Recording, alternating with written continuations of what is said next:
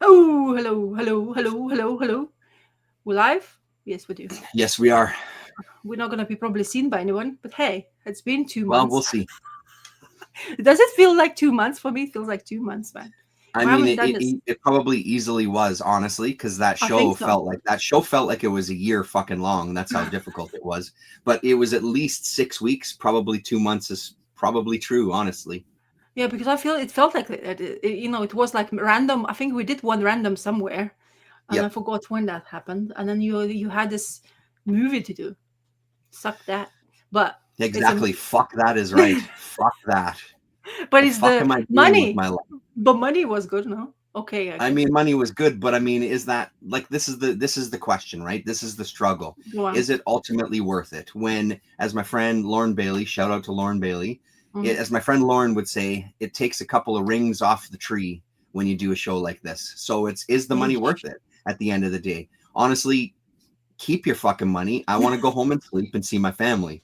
True. So, it's a balance, right? And this one Yeah. was so poorly managed that it Oh. was probably in Oh. 21 years, no word of a lie, the most challenging movie I've ever worked on. And it was just due to the mismanagement and the scheduling. Like they paid so much money. There was a day I didn't get enough what we call turnaround. So you have to have a certain amount of time off on the weekend. They called me back so early that I was 13 and a half hours in triple time. So I was getting 3 times my pay for 13 and a half hours. What? So that's how bad it was. I've never had that happen before. I was Yeah. making over $120 an hour for the Whoa. entire shift for the entire day. So I made a Oh, $1,200 in one day. It all shit. gets taken by taxes, but Yeah. it still bumps you up a little bit.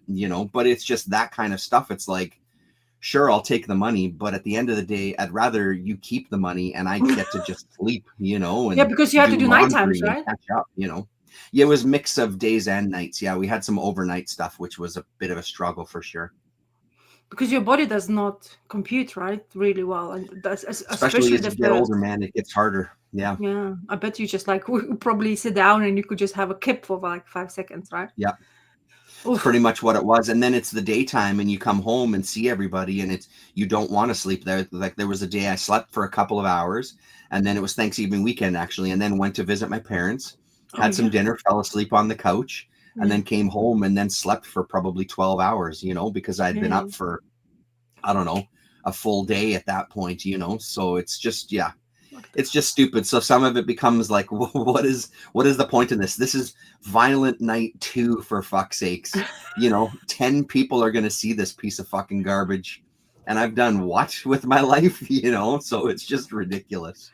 So definitely gonna pay money, but still, yeah, like you say, is it worth it or not? No. It Yeah, sucks, man. But yeah, that's the thing. You depend on people in there to make you comfortable, especially if yeah. it's tiring job and all that kind of crap. Oh, it was Yeah. tiring. All right. Yeah, So absolutely. I Some presume you people haven't do. watched anything exciting. I haven't watched. I haven't watched shit. The only thing that we watched was kind Yeah. of early on in this show. Me and my wife, we watched all of Last of Us, the first 2 seasons. I guess we watched Oh everything. wow! Seriously, Yeah, you yeah. So actually we sort of binged it. okay? From But that was the only non-gamer thing. point of view, I need to hear opinions.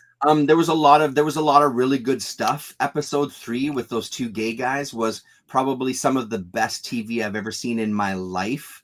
So I that's was with amazed. Like, what is this episode doing in a fucking show like this? yeah, How does this happen? It was yeah. so got like I was literally in tears by the end of it. It was so legitimately touching and so well written Yeah, and so well performed yeah, because they weren't kind of like your stereotypical, yeah, what I would think of as like your stereotypical kind of gay guys. It felt like a very real relationship. Like yeah, yeah. it was so fucking touching. It was unbelievable. So And then this the is rest of the season show had its one. ups and downs. There was a lot of stuff that we really struggled through that I thought was really like that episode where it was that girl and her friend going through the arcade in the first season. That was Uh-huh. probably the dullest bit of TV I've ever seen in my fucking life. It was excruciating to get through. So Mhm, it had its ups and downs. There was some cool stuff. mhm, Overall, we enjoyed it, and I'd watch more when it comes out. I think it's an interesting idea. I love stuff where you're mhm. following what you think is the hero, and your Yeah, hero turns out to be a piece of shit. because he's not a good guy. He's not a fucking good person at all. I love that kind of stuff, you know, that kind of complexity of character Uh-huh. instead of it being black and white, like someone is just purely good or purely evil. Yeah. They did really good with what's his name, that actor who Pedro balanced Pascal. the line of good and evil. I thought it was well done in that respect. So you So like yeah, there was enough Pedro. there to hold on to.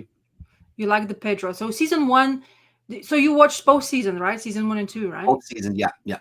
But season 1 was far better than season 2, I presume. I don't know if it was far better. There was stuff that I like some of the ideas they're going to explore in season 2. I do like that kind of stuff. Like Mm-hmm. that again, like you see her going on that similar arc too, where, well, is she really a good person? Is she kind of fucking difficult? Is she kind of out for herself and not for the group? Yeah, I could get into it in a big way. Because It's I good, think that good, some good. of this Go. stuff, I thought the interesting stuff for me was I Mm-hmm. feel like with some of these shows, often when you come across groups of people in like a commune situation in kind of mass media, it's Mm-hmm. always played as like they're evil and the solo person is the one that's the good person. You know what I mean? So what does that do for us as a society? It pushes us away from kind of communicating and dealing with things as a group, right? So I think that the twist on this show is they show that kind of communal living as a positive thing for the most part. You know, there's challenges in with it, but Yeah, then what do you do about the individual within a group, right? So yeah, I like that she's kind of she goes out to get revenge and people go with her, but that Asian guy's like, you're fucking selfish. Like you are fucking selfish. You don't think about anybody else but yourself. Because he's 100% right. He's totally right.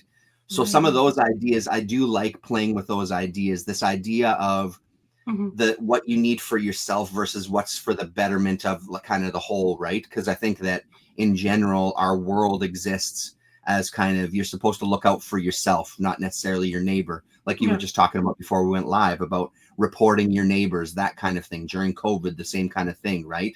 This Uh, idea of being for yourself as opposed to what would be the better decision for the most of us, you know? So exactly.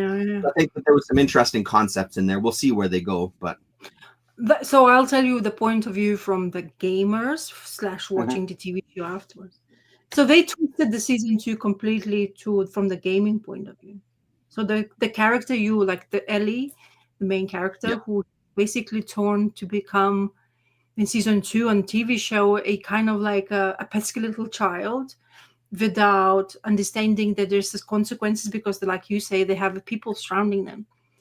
So she has the way the game is like, especially like season 1 kind of tried to portray, and I think they did really really good job, is that Mhm. Ellie was having a goal, right? She got into the point where she met the right people who were going to find those scientists or whatever, that group of fireflies Yeah.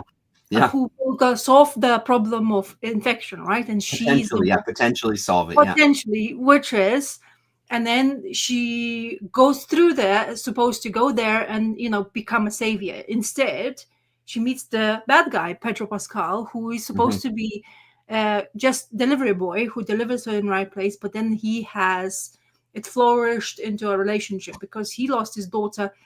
What they put that in arcade, that situation, that's what they portrayed in TV show, but it really completely opposite happened in the game. So that's the thing, there's a lot of twists and turns, and I think game did really better job containing, because this game Last of Us was absolutely around Ellie, and she's the main character through and through.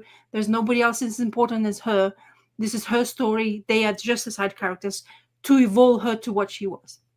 Whereas the TV show now, yeah, they twisted her to become this pesky little child who she doesn't have an opinion anymore. She's been shunned along because she doesn't understand, and we the ones who understand everything. We don't understand what you're moaning about. If you have this ability, she can't say all of them about it. Yeah, that she can be bitten and Yeah. nothing's happened to her. So she has to hide that behind the eyes. And that's how way I didn't like the season 2, because the way they turned Ellie into is not the person we've been following as a gaming side of the Mhm. storyline. And the Mhm. way the gaming storyline was going, yes, she is like kind of like you can't talk to her properly because she has this great crazy idea. She always wants to save somebody. She's always been kind of is meeting the bad guy and became kind of father figure, they had always kind of like protected each other like a one little group, right? So, and they in season 2 they twisted that storyline and became Ellie became this, like you say, I keep on telling, like somebody who I don't even recognize. It doesn't look like the Mm, person. And I'm not trying to, you know what it is, I don't want him to change, like to be exactly the same person, right? The same show as a game is. However, mhm. I was thinking, you have integral part of your storyline, a character who's really strong. Why the you twisting it that around? She's Right. carrying the story, so let her carry the story. And then if you want to go around and show some other characters or give them more spotlight, do so. So the Hmm. Asian guy, he was also kind of really bitchy to Ellie, because they had, she has a relationship with his girlfriend, right? Hmm. And that threesome didn't really work. They kind of best buddies before, and then she has these feelings for that other girl, la la la la. So that didn't work. But he never been like, they never like had this kind of like, they had of course disagreements, but they never, the characters in the game were telling her like, oh, like you're such a like a moaning little, shit tart, and you're not listening, and you're supposed to just go in the right direction, kind of thing. We're Hmm. flowing you the right direction. Why don't you listen? She's like, but I Yeah. am my own person. I have to make my own mistakes, right? And in game, you basically, as a protagonist, were going towards whatever the line was that kind of given to you, and the story was flourishing afterwards.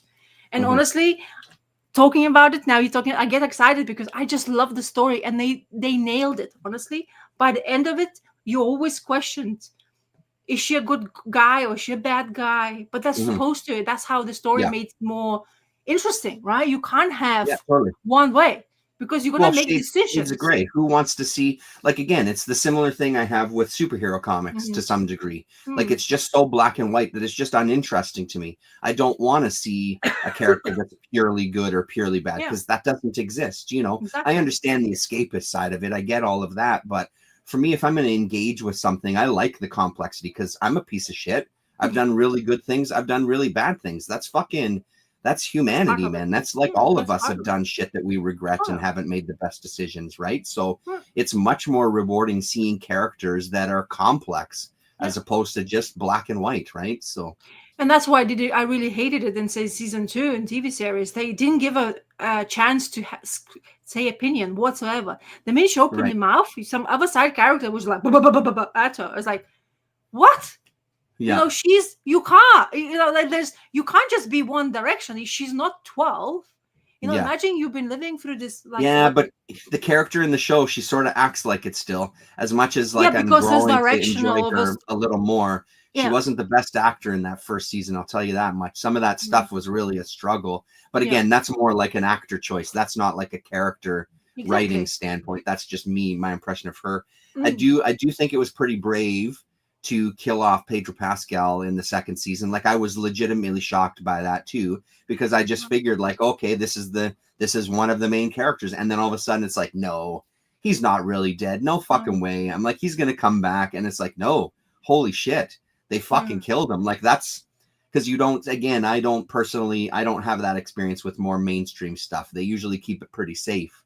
So I Yeah. was legitimately surprised by that as well, too. So, That was really well delivered. In the game, it happens also to a point where you can't believe it's gonna happen. I mean, mhm, if you when you start beginning, you don't know, so you get the same shock levels. And they mhm, didn't. It's good that they didn't even like put the blinkers on, kind of thing, on the situations when they were like really proper bashing his head on. mhm. And Oh, that yeah, was they kind of, fucked him up, dude, yeah, and it was like as they should. proper.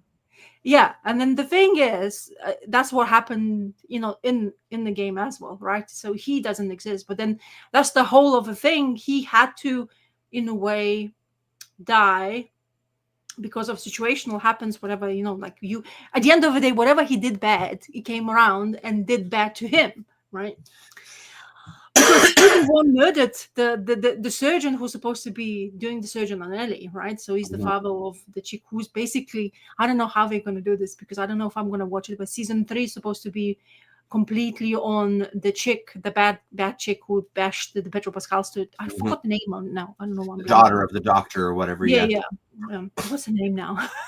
Anyway, I don't know. so because in the game it happens for also the same. So you play, you're like, oh, you killing all those creepy shits, and you're like, it stops. It's like what? And it jumps to her, Abby. That's her name, Abby. Mm-hmm. And you're like, I don't want to play That's her. why I She's a blocked bad it out. guy. Why am I playing this? I was like, I don't Yeah. want her. And you have to go through that storyline. It forces you to go to her perspective without you letting you to choose to do that. And you go through and you start changing the mind of Abby's life, right? Because it Mm-hmm. starts to, you start to get to know that character. So I Mm-hmm. think they would try. I think they are trying to do that in season 3. But damn, the actress great. She's a fantastic actress, I think, for Abby. But Abby in the game, she's like buff dude almost. She's like Mm-hmm. built like a brick. And there's situations where she was placed where it was kind of interesting because there's a evolved situation with another character who basically changed how Abby perceived everything. Whatever she was doing to Petro, whatever she was doing to the Olek, and that basically build up the character strength. Right? I'm not sure can they do that with her, with a slinky little chick, or she's Mm-hmm. gonna go to the gym and she become a Hulk. God, Mm-hmm. you know what I mean? But I Mm-hmm. don't know. Hopefully, but the thing is, the problem also is the guy who created the game and storyline. He's quit because the season 2 didn't have as much of success as was season 1, because season Right. 1 blew everything out of everything. Like they didn't expect to be so popular, but because you have this cult. I say cult because the people, like, they've been renewing or remastering this game for some, like, almost a decade now, maybe less. But they keep on, and they spend, and they're getting money because people keep on buying better versions because the story is so well written. But when you finish the game, you want to go back and play it again because it's such a Right. emotional roller coaster, and the way it ends is also an emotional roller coaster, and you feel like, I need more. Like the way Yeah. it Yeah. Yeah. feels way to kind of the yonder. You're like, no, this is not supposed to be the way. I want a bit more good things in here, and it never kind of ended in a good ways. It's Mm-hmm. not a spoiler. It's just like, just the way they were portraying the things. So they will have probably a different person in charge of season 3. So I Yeah. don't know what they're gonna do, but they were like a lot of people were bitching about season 2 because what they did is to the character of the main Ellie character. She's not. They say, I don't recognize this. This is not the character Yeah. we Yeah. love, Yeah. kind of thing. So they completely kind of shifted the balance between, and if they're gonna turn Ali or Abby into a good guy, there's another thing, interesting part. But I'm not Mm-hmm. sure if it's something I kind of like really look forward to, because you have to have two. You can't have one. Nobody can turn good and sail away into the sunset, because at the end of the day, you still have the baggage to carry around. Yeah. So yeah. Yeah. It'll be interesting. We'll see. Yeah, we'll see when that I happens. mean, we'll probably end up watching it, even though, like I said, Yeah, I probably there will was a as well. number of episodes where me and my wife were just looking at each other like, why the fuck are we watching this? But then it's also, Mhm. um, then it's also, once you start getting into it, it's like, well, we may as well finish it. We've Mm. come this far. We may as well see it through, right? So, I really highly recommend you to go back to watch as much as possible of Slow Horses, because that show oh yeah, just rocked yeah, the socks off. Now it's the latest season we're watching with me and my husband, and my husband must ask, "Do we have a new episode? Do we have a new episode?" It's like, no, yeah, it's yeah. once a week, man. So Is it he's wait. series 4 now? Is that what they're into? No, series 6 or 5. Oh Jesus, yeah, okay. We've only seen the first one, so yeah, we'll have to catch Dude, up. you have to catch up, man. And it Yeah, gets, you think that the further they go, no, man. This season, we were like looking this scene, and it's like, surely they're not going to do that. yeah, And the way it panned out, you thought like, oh no, it's not going to be so bad. You can't mess up this badly, and they did. And you're like, yeah, huh? How? I yeah, mean, yeah, no wonder they are slow horses yeah, yeah. situation, right? They're really bad MI5 agents, Uh-huh. and they basically show that, and you're like, did they not learn the lesson? There were 5 seasons. Okay, you can't learn the lesson.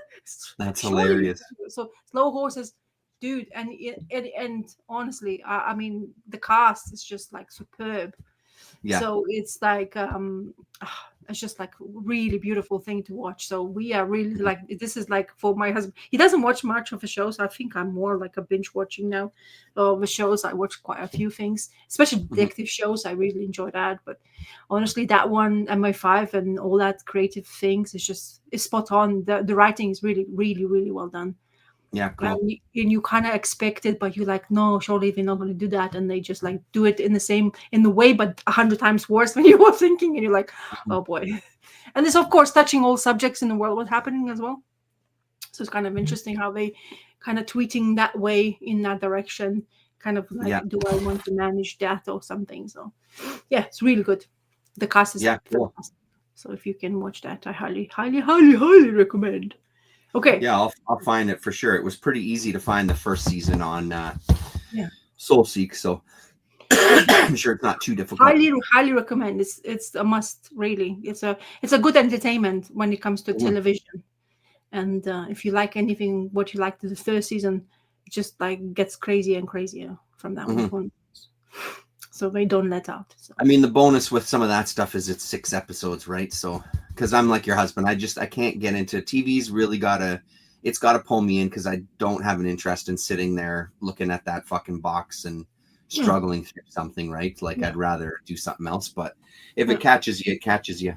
Do you want to Exactly. start off so I can go get another bottle of something Sure, sure. and I'll be right back in 60 seconds? Okay, so like Okay, I'll from be my right back. okay. Uh, I'll watch that. Oh yeah, let me start with something. Uh, I have read one issue, and I don't know why, but it clicked on with me. So I read a Fallen Angels number 1, which is a comic book limited miniseries from 1987. It's Joe Duffy, a writer, Kerry Gamble, the penciler, and Tom Palmer, finisher. Seems to be Tom Palmer in that era was everywhere. He was helping to do a lot of inking and finishes. And I like the art. I liked a story. It's about introduction to a character. His name is Roberto da Costa. He's one of the this group of kids. Oh my god, why I'm blanking? What are you talking about? Which book? This Oh, nice. Oh, Fallen Angels. interesting. It's 1987. One of the books I've picked up. I always wanted to kind of read it because they are part of this group, Yellow X Men. What is his name now of the group? Why I'm blanking, crap. Honestly, this live show is like Yeah, yeah. brings It me to a always halt. happens. It always holds. Anyway, so it's about we're following the origins of this guy, or kind of background way who they are, and they are in like X-Men, of a team of or mutants kind of thing together. Wow, new? No. Oh, The what New is it called? Mutants? No, is it the mutants?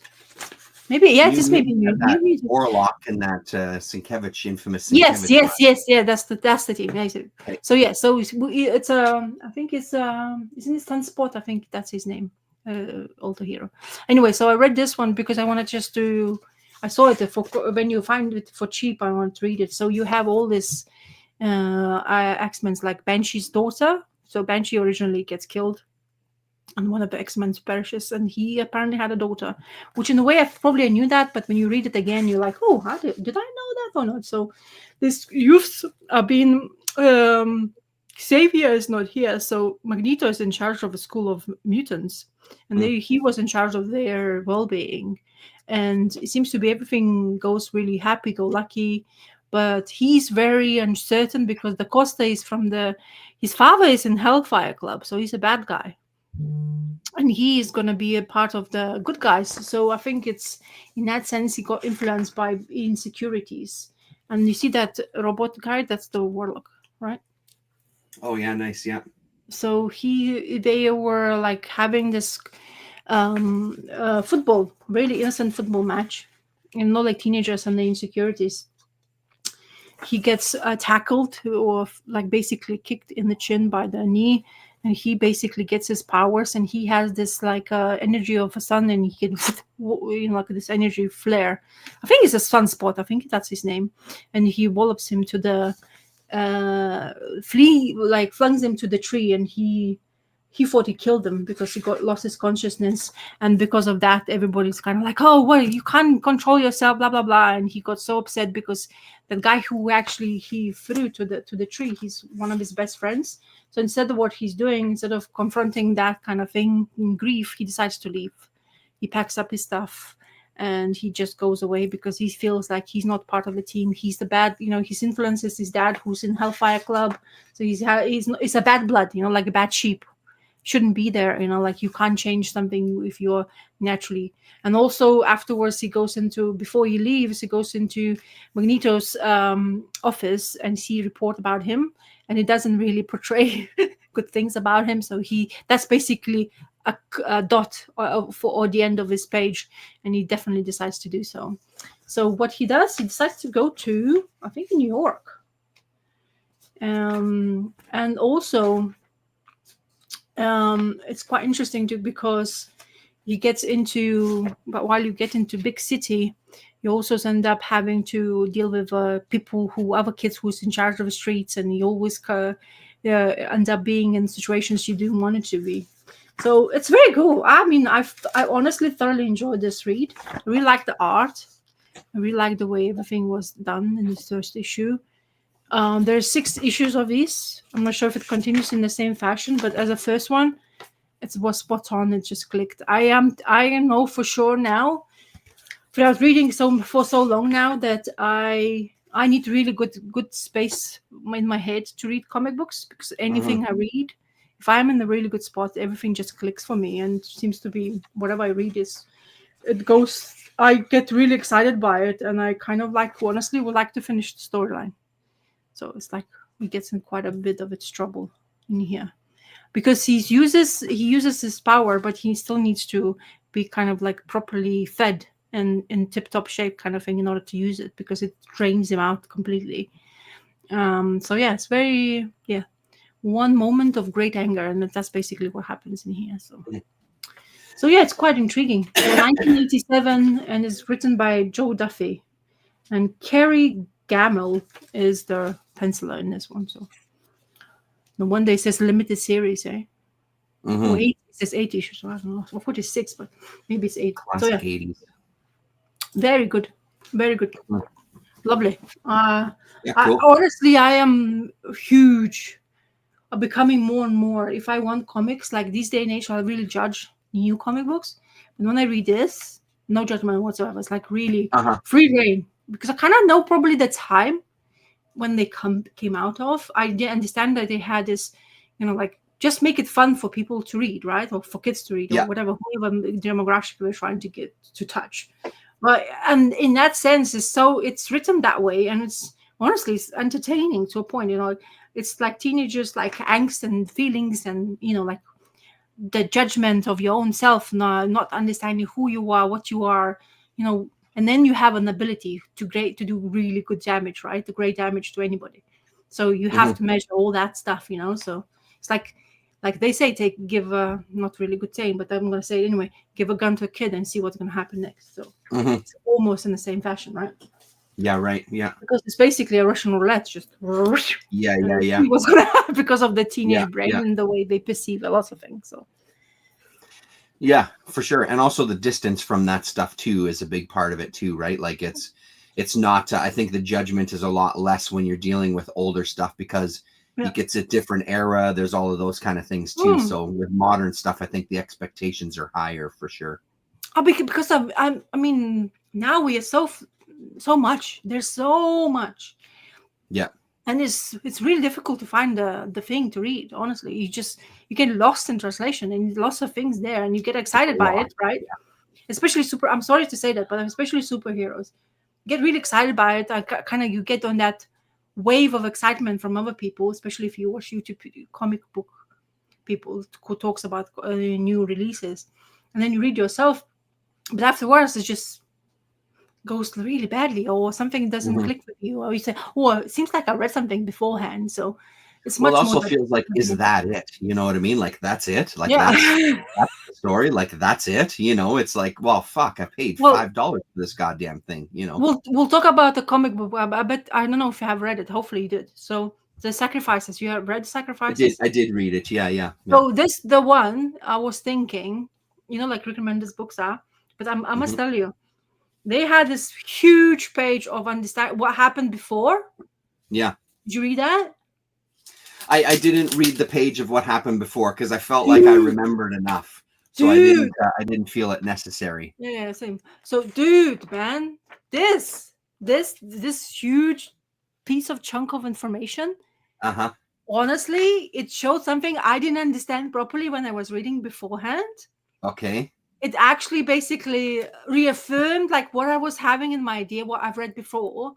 Also, it made me more understand what's happening because I honestly some of the plot lines, because you're reading it in monthlies, and especially if you have to wait for a period of time, lots of information disappeared. But when I read that and I read this comic book straight away after that, it's like there's this fireworks. So, can you point to something specifically? Like, what did it? So What was the one of the pigeon. key points? Yeah, You the know the pigeon. Yeah. pigeon, right? So the pigeon, I didn't realize, or did I forgot that his power when he gained it, it was actually stolen from the chick, Yeah. right? Yeah. And in my opinion, because the way everything was actually happening, I was like, surely that's now not how she was drained. Because when she got drained, she sat in that table where the sacrifices were, and that's why Mhm. for there were the powers. But then they met together, and apparently even that what caused Pigeon to gain her power, and she Mhm. completely became like a human, yeah, like the Yeah. person. So in With that, this ooze kind of coming out of her that was killing people or but whatever. Yeah. no, that was also okay. That is called the Lord of Sniff. Yeah. So it's I didn't even have a clue what's the Lord of, but they basically in here explain slightly what's the and how she got that. I was like, Yeah. excuse me. I was like, how did I miss? Because honestly, that the one thing when we saw in the comic book when I was reading, she was sleeping, right, and this thing came That's into right. her and got That's absorbed. right. Yeah. But he I remember wasn't that. really kind of we didn't really get an explanation why this being in here, but he mentions in here, in the swamps Soluna was claimed by the parasite spore, servant of Lord Fnif, the The plant god. plant god. Yeah. Exactly.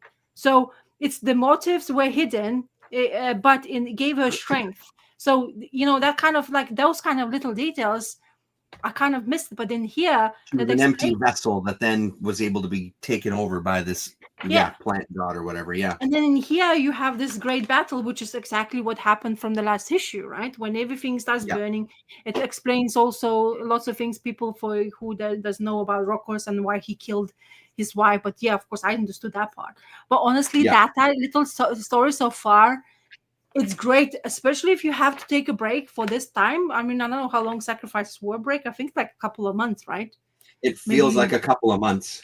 exactly. So you completely lose you lose some of the threads of information. So I Yeah. honestly, after reading that and then reading this issue was for me one of the best sacrifices stories I read because of Interesting. information. Yeah, that's interesting. Because Yeah. I got like, okay, I know what's her Soluna's trouble, that kind of thing. I mean, I knew struggle of hers in kind of Hmm. Beatrice and how she's trying to say because she's like part of the pigeon and she has this care for pigeon, but also she should be angry with pigeon because pigeon basically ran away from her since he got her powers, right? Sure, but he was being sacrificed. His whole family kind of pushed him away. It I felt know, like. right? I know exactly, but in a way, for her, she like in her own perspective, she's like, so like, okay, give it, kind of give my The powers back. only one that cared about him is what he says at the end there, right? Yeah, so it's kind of intriguing. Honestly, it's fantastic, and all this fight and with pigeons like that. Remember he got his other god uh, cousin Cronius. Hmm. So Yes. that fight, I was kind of because of the art change. I think the artist changed. I wasn't sure if it was Rokos or Cronius, but in now with the main artist Max, you kind of understand straight away. So it's in a way, I don't know. I honestly, when I read this one, it just clicked everything for me. It's like, oh, it's back and it's fantasy and it's beautiful and there's so much turmoil. I don't really know what's going to happen next Hmm. because by the looks of it, spoiler alert, but it's been this comic book been a while now out. He's what dead, right? Do you think Oh he's yeah, dead? Pigeon is dead. Yeah, for sure. And she's on the precipice of, is she going to get the power back and take over the throne? Is she going to say no? I mean, Mm-hmm. I wish I was as positive as you are about it. I found this one a little dull, to be honest, and it just felt like No, I love I'm it. sort of like I'm sort of indifferent about it. Like I'm going to keep reading it because I'm Yeah. 16 issues in. I'm not going to stop now.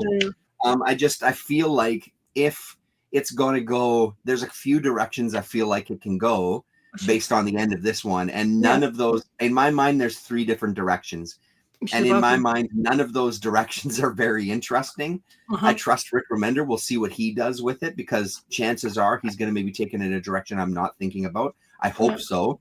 Mm. This one had so much yellow and orange, like the entire thing was just bright. Well, fire, man. Um, yeah, for sure. Yeah. And I mean, there was some neat moments for sure. Like overall, I still enjoy this book. I find though that since the beginning, it's dropped off quite a bit for me. Like how seasons did for you. I'm starting to feel that way about Sacrifices. Like Okay, cool. something's got to happen to kind of suck me back in. Like Mm. this wasn't, I didn't dislike reading it. I still enjoyed it. I thought the ending was really nice. Mm. Pigeon's moment with his sister, I thought was really nice, Mm. but I Oh. feel like there's just something else. Like we'll talk about another book where I Mm. feel that something else was finally delivered that I'm sure we've both read. But I mean, I Mm. feel like this one just hasn't quite delivered yet. Mm. Hello, Dan Elson. How you doing? Hello, Um, hello. this one hasn't quite delivered yet for me. I'm still waiting for kind of the excitement that I I felt early on with the series, because I really loved it at the beginning. I needed this one for this one because this God Rokos, who is in charge of, he's building this earth for the humans, and they having this last conversation because he's been, I don't know how far the god can be death, because she's supposed to be giving him the last blow, right? Because she has Mhm. this axe on in her hands, and they having this one-to-one, heart-to-heart kind of a conversation. Because at the end of the day, she's like, now she's human, right? With having the Yeah. spores in your system, so she has kind of sort of almost. I was kind of giggling because it almost feels like she's writing Venom book again, because Right. Rick Remender did write a Venom book, I think, for a little bit. Mhm. Um, anyway, so it kind of felt like Venom is part of the spores and blah blah blah, aliens, la la Mhm. la. Mhm. That was in my head, but anyway, so what I felt, because of what she has, she didn't agree with sacrificing, first of all, right? She's the one who's basically left them behind when she saw the actual situations, what humans have to do in order to wreak the beautiful land what Rockus has created for them. And I needed that kind of like reward of understanding that this is God's situations. So kind of like the old style of God's is gonna go away, right? And the new style of God's gonna come to fruition. At least that's what my understanding is gonna be like. Yeah. Yeah. Yeah. But what I needed it to have is Pigeon's crusade has to end, which it did, right? Because it kind of lasted too long, to be honest. I think Rick Remender stretched that last fight between two of them quite too much. Yeah. Honestly, I think you Yeah. could It have was done stretched it for sure. like maybe 3 issues beforehand. It didn't have to land to a 16th issue, and you have your reward, right? For the pigeon to basically get his revenge on the god who's basically been sacrificing, and almost he would be sacrificed for. But in a way, I'm really like Seluna the way she is now. You know, like she's with it, she's trying to help, but she has this spore she can't control by, right? She managed to control this spore by making them Don't survive know if the it's great been fire. Yeah. But she Yeah, has this because bit. it protected her. I mean, Yeah, maybe to protect itself, but it exactly, protected exactly, her and the kids, right? Like, yeah, exactly. yeah, And Beatrice finally kind of, she's afraid of it because she knows what spores can do. But yeah, because she she's seen in it. the, Yeah, it's like, okay, in order to survive, I have to save my enemy. Let's say things this way. I have to save my enemy to survive. And I think Beatrice, the sister of Pigeon, she's gonna be the one what makes Saluna do which way, okay? Because the way that right. Beatrice is in this issue, she's like petrified, unhappy, but she's looking like straight in, and it's like she's kind of waiting to see what her decision is gonna be like. At least that's what my impression is in this Uh comic. huh. So I think it's going to be, like you say, it might be going the wrong way or the right way. If there, I don't really know where else I want Seluna. I think Seluna probably going to gain back to become her, or she's going to Yeah, kill, or she's going to kill her dad, which I would like to do that, for her to do that, because at the end of the day, her dad killed her mother, right? So in that sense, she needs some sort of kind of retaliation towards that. but I don't know Hmm. if fully if she understands that her dad actually killed his mother, so her mother. Hmm. So I don't know. Hmm. I'm not sure about that one. So And I'm just I enjoying think it. that's where it is for me. Like I just don't know. I really want to see where he wants to take it, and I hope that there's more direction in the next issue because I really don't know if I'm Yeah. interested in following the story. If it's going to be kind of like, we're going to change the gods now from the inside. This idea of like changing the system from the inside, that kind of Mhm. idea, right? Or if she's going to embrace, because I mean, maybe it would be fun to have her embrace, like, yeah, you know what? Fuck that. I do want to become a god again, and you know what? I haven't learned shit and now I've got the spore in me as well. You fucking deal with it. That might be kind of fun, right? To take it in a real Mm, sort of dark turn. But yeah, it's one of those things like I really need to see which way it's going to go because I'm just because at a I'm at a point where I could go either way. I could stick with it and love it, or I could just kind of decide to drop it. yeah, he keeps on telling you at back of also there's this back material. So I was reading and he was telling us that this next run will be another 6 issues. So it's basically going trade by trade issues, and he's saying that I remember he's saying there's going to be some sort of like like in order for people to come back, if there's going to be some sort of like a thing you will never expect to happen kind of thing. That's what it thinks. Right. So I I hope it's mean, as gonna any good writer should do, they yeah. should tell you what's coming next is something you never would guess. Mm, It would be crazy to go, what's coming next. You know what's going to happen. So join us next month. yeah. Well, we'll see. I hope it's gonna happen because I hope honestly, so this too. is one of the more exciting things because it's a fantasy and where because at the end of the day, after this issue, there's nothing left of Earth, whatever that Right. like planet is there because it's been not only it's been flooded like 100 times, so it's been Yeah. also burned to crisp. So for Beatrice, in order to survive for Beatrice, I think Saluna needs to to become a god in order for Beatrice to have life to move Right. forward, right? Right. And at the end of the day, that's my fault, the Yeah. grain of thought. So I want to I find yeah, so I was excited about it. because I feel like this would be a good time to get into it, but for Go on. some reason I can't find it. Did you read the latest Kaya issues? Where the Oh fuck yeah, did I yeah, put yeah, the yeah, yeah. Kaya Both of them. issues? So let's talk about that one because I think that You liked one you liked it that one more. went a direction that I was pretty fucking happy with. What did I do with them? Hold on one sec. Maybe they're here. So Oh yeah, here they are. I got them. I read two of them, yeah, like a 29 and a 30, right? That's hilarious because so did I. Yeah, I did the exact same thing.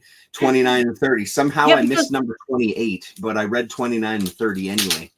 my 29 were he didn't get delivered for him a good quality, so I had to wait for this extra. So I waited long ass time for to get. Oh yeah, Right. you have different, of course, covers.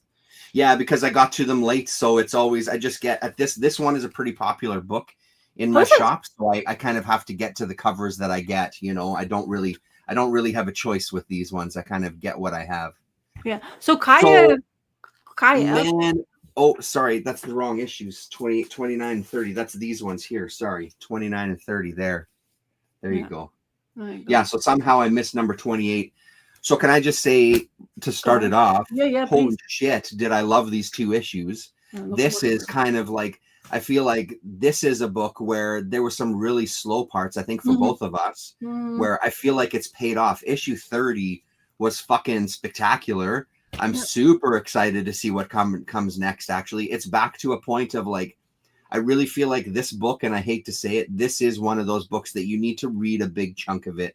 This is like manga. yeah. Like you need to sit with a big volume of it because Mhm. individually there were some slow parts that I think if I was reading it in a trade, it Yeah, would read fast. It would read a lot faster yeah, than it does this way.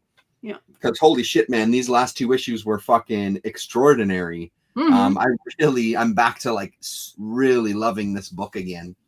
Yeah. So I remember the way I picked up at the beginning. You were like what 7 issues in or Something more, like that. I read a 12 big or chunk right off 11, the bat. Yeah. some really big chunk. So I got that whole chunk from eBay and I read them in the succession, and I definitely reads really beautifully in trade. I bet the collected editions will read it like a breeze, and you'll go like, oh, this is a full on action kind of packed storyline. But when you read it in single issues, there is some of those quiet moments, because at the end of the day, developing the Clunkers. characters and threading the storyline into the right direction. And I think that's what's also needed. And for us as a single reader, sometimes it becomes a little bit too chorish, because Well, I think because it's not only that they're exploring characters, they're exploring the same. He's exploring the same ideas over and over again without any progression. yeah. So it's continual. Like, does she hate her brother? Does her brother have the powers? Next issue, does she hate her brother? Does her brother have the powers? 2 issues later, does she hate her brother? It's like, fuck me, dude. You've explored this already. Like, we get it, you know. So it felt like it was really in a spot where it's like you're just repeating yourself. You're just saying the same thing over and over again, But without then, any progression of the story, right? Yeah. but you have those characters, which is a lot of situation. I mean, okay, this whatever this guy, what is his name? The I can never liar, remember what his name is. Yeah, Azazel, this Zilk or something. Ezekiel, what is his name? yeah, Anyway, something like that. so I don't like him. Okay, first of all, like Oh I yeah. absolutely despise him. I think he's there for a reason. In this I issue, like him. yeah, you do. Okay, good. I do because I think he creates that bit of drama because I like those characters that you're unsure of what their motives are. Like I like that kind of thing. Is So he a good guy? Is he a bad guy? I don't know. So in issue 29, we finally got that escape of the prison. Mhm. Like this decision is go for this plan in order to just do something good. Don't leave the crumbs behind where people like. And then this lady from that city where they left behind, and they don't, Kaya and her don't get along with. She's the one Yeah, telling her that's like, right. That surely fox you're or gonna. whatever. Do you want to leave the like crumbles of distraction behind, or do you want to actually help somebody? So they do this. Mhm. Almost looks like a heist, but it's not. It's like a escape of the prison. And Like a Adrian jailbreak. and Yeah, Robert yeah. are in charge of basically enslaving some of the of these people who they're trying to make them escape. And honestly, there are lots of fighting scenes, and it's kind of crumbly, and it's kind of difficult to, in some places, to get in understanding what's happening. However, I understand the reasons why it's supposed to be like that, because it's Yeah. it's a high paced action scene, like you would imagine would watch that on the TV screen, and you cannot understand some of the things which happening around it because of like little situations and things happening. You lost the camera. Did you switch it off? I know. I'm just blowing my nose. I felt it Oh, was it's rude not. to do that on camera. That's all. I'm still here though. I'm listening. Yeah, so in this sense, there's a lot of situations which happening in here was entertaining to see, and especially when there's pages which is, I think, momentum decretion of the momentum, because we kind Uh-huh. of had to be stopped, and one of the that characters has to die while we're doing this, and because of the death of Of this course. character, the golden one, right? We Yeah, yeah, finally yeah. The found golden child. we Fuck the finally golden found that child. he actually does have the powers, and the powers he has is actually there's no control over it whatsoever. He is completely It's and emotional. utterly emotional discharge. That wasn't control whatsoever. He's so when he's unsure, he's a pit like really small little creature, right? It's like animals Uh-huh. and birds, but that was absolutely like proper gigantual like character who is like absolutely angry and doesn't want to do anything else but distraction, right? And then the way he's been drawn, Yeah, and it almost looks like that character he's been trained by, right? That's why it I'm sure saying. does. Yeah, absolutely. So he's got some of that Yeah. rage in him for sure. And then we see the real supposed like connection between Kaya and the golden one, right? Yeah, he's Such a showing this good one. shot, man. Like again, every single fucking time. I love his art so goddamn much. Like Yes. it's so amazing. Yeah. I love the colors. I love the layouts. Like I love his art a lot. That's kind of the biggest surprise for me from this entire book. Yeah. Is I'm not as experienced with Wes Craig's art as a lot of people are with whatever it was. Yeah. Sorry, What was the one? I wanted to show you what's the power of the hand. We finally found the Yeah. power. What's this? What she can do? She's basically the hand of Thor, not the hammer of Thor, but she has a hand of Thor because of Yeah. the lightning bolts she can portray. So she's tried to basically soothe him down, because say like, let us escape and then do the destruction. Instead, he's not letting anybody to escape, but he just wants to do the destruction because he's mentally not there. And then we jump to issue this one, right? And issue Hmm. 30, the culmination of the battle. And to our delight, at least to my delight, we have the backstory, which is Yeah, really, so awesome.